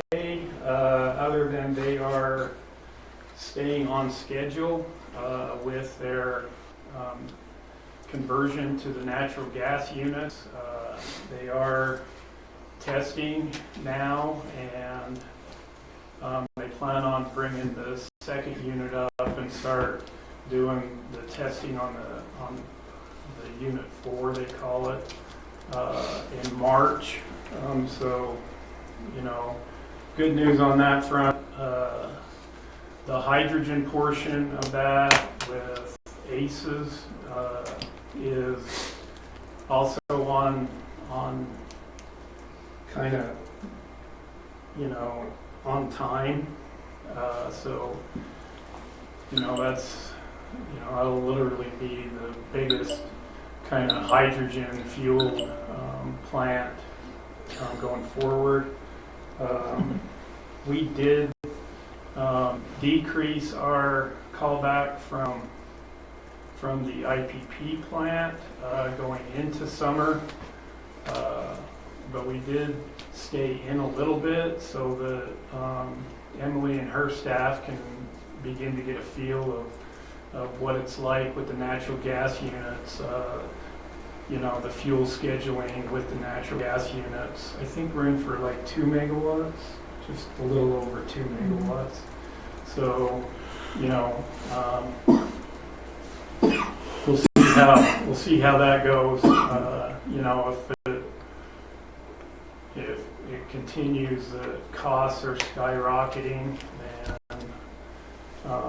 you know, we may just not call back for the winter season and let the California participants take our share. Costs are skyrocketing on that. The original budget for the season was $64, and you know, now they've, you know, added some additional costs, and it's at $90 now. So, you know, basically nothing's cheap anymore, and it's a lot of their costs have just kind of really skyrocketed as they get closer and closer to the ultimate commissioning of those units. CRETA, I don't know if you have much on the CRETA report, Emily. I just put it on the agenda in case there was any big news. Not really, just $20 million was the cost of the smallmouth bass experiment. They're projecting it could be up to $60 million next summer. Really, we could build an art center for that. Yeah, so. Buy a lot of smallmouth bass for that. Millions, right? And they're trying to get rid of them, so and that's what the cost is. It's costing them? Oh, never mind. That's crazy. Sounds like Utah Yeah. Lake. Mm-hmm. Okay. Yeah, fish mitigation. Building update, you know, get a chance to drive by. The walls are definitely, pretty much all of the main floor walls are in for the admin portion of the building, and they're starting to take it up another level. There was some discussion on some HVAC and where exactly to put units in the upstairs. I think we got that all solved last meeting. And, you know, with some of those things, especially on the mechanical and the HVAC side, there's been some uptick in cost that's led to some change orders.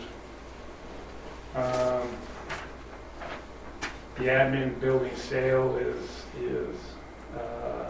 what it is. We already talked about that. I guess we just forgot to scratch that. Okay. One quick update. We talked about the Caterpillar factory tour that Caterpillar is offering, and the dates for that are April 7th through April 10th, and that would be a departure from Salt Lake City at 8:35 a.m. on April the 7th, and a return home on April 10th, and that flight would leave at 7:30 a.m. from Chicago, and the flight arrives for the tour in Peoria, Illinois. So it's Salt Lake to Peoria, and then out from Chicago to Salt Lake City. And the tour would be for the Mapleton Foundry, which is where they do all their block and head castings. So any of the castings that they do for engine manufacturing. And then there would be a tour of their like track type factory where they build like their D8 cats, that type of stuff, the next day. And then you would go to the large engine plant on Wednesday the 9th, and tour the large engine plant, which is where the machines that you see at our facility are built. So that would be what Caterpillar is offering, and all I ask is you don't need to tell me tonight, but let me know in the next couple of weeks whether you'd be interested in that. What was them dates again? I'm sorry. It is, you would leave on Monday, April 7th, and come home on Thursday, April 10th. Okay. What day of the week is that? That would be Monday the 7th, and a ride home on Thursday the 10th. So, if that interests you at all, you know, it's not a Heber Light and Power thing, it's a Caterpillar thing. Is there anything about the trip, I'd love to go, but is there anything about the trip that is weird as far as accommodations or gifting or restaurants or anything that could seem weird that's about right. We're not able to having? accept gifts over $50. That's what I mean. I don't see any gifts here. You know, they take you to dinner. You're staying at a courtyard. Oh, so that's a nice hotel. The first night looks like you're staying at a courtyard the next night. Standard hotels.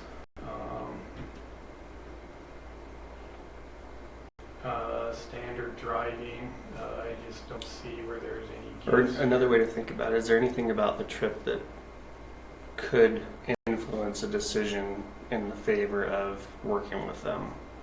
Does that make sense? What I'm asking there. I have questions for Adam probably. The only way would be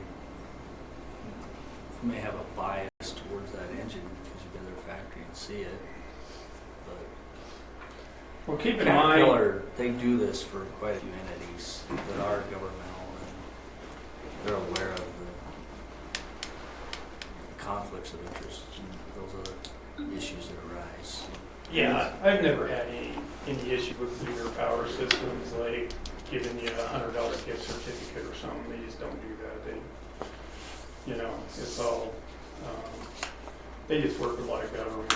I think the last group that went back was Santa Clara, City of Santa Clara. So. It is a legitimate concern, but they're not necessarily trying to pitch anything. This is a long-standing, existing relationship. It may smell different if they were trying to pitch us something specifically, but Or if it was something they've never done before. it's really not the situation we're in. More information is what it sounds like. Whereas you already have I'm not able 10 to other go. reasons. I'm sorry. I'm not able to go. And I'm sorry, I'm not wanting to go because of the ethics law that I feel like the standards I know. You know, you can talk about other ideas and such, but I'm not able to and I'm not willing to. I'll put it both ways. But I'm certainly thinking that staff is interested. And if any of you are interested, feel free to check with your city attorney and see how that all works out with how to disclose it or such. But how many of the staff want to go? Oh, I haven't even brought it to the staff yet, so I'm sure there'll be, a couple that want to go. Just keep in mind, we're a little different with Caterpillar Incorporated. We have a field follow agreement with them that runs through, I think the current agreement runs through 2027, but basically renews if everybody's in agreement. And so, unlike a Santa Clara or somebody that's, just buying a new unit and going to see how that unit gets built, we're going to see a company that we have an integral relationship with these field follow machines, meaning, they send them to us. We do their test parameters on those units. And so it's just different, meaning we have a business arrangement with them. And so it's not like you're going to get a sales pitch on a unit. All you're doing is going to see how this business arrangement works with a very, very large entity, and we're very small. And that's what's going to get talked about, is not this is your machine and this is how we build it. It's you're a major supporter of a program that they have from that Lafayette factory. So it's a little different. Just keep that in mind because of that field follow agreement we have with them. So I'm sure it'll be fascinating. I'm sure it will be. It would be super cool. Totally. you get your steps in. Well, I've gone back once, and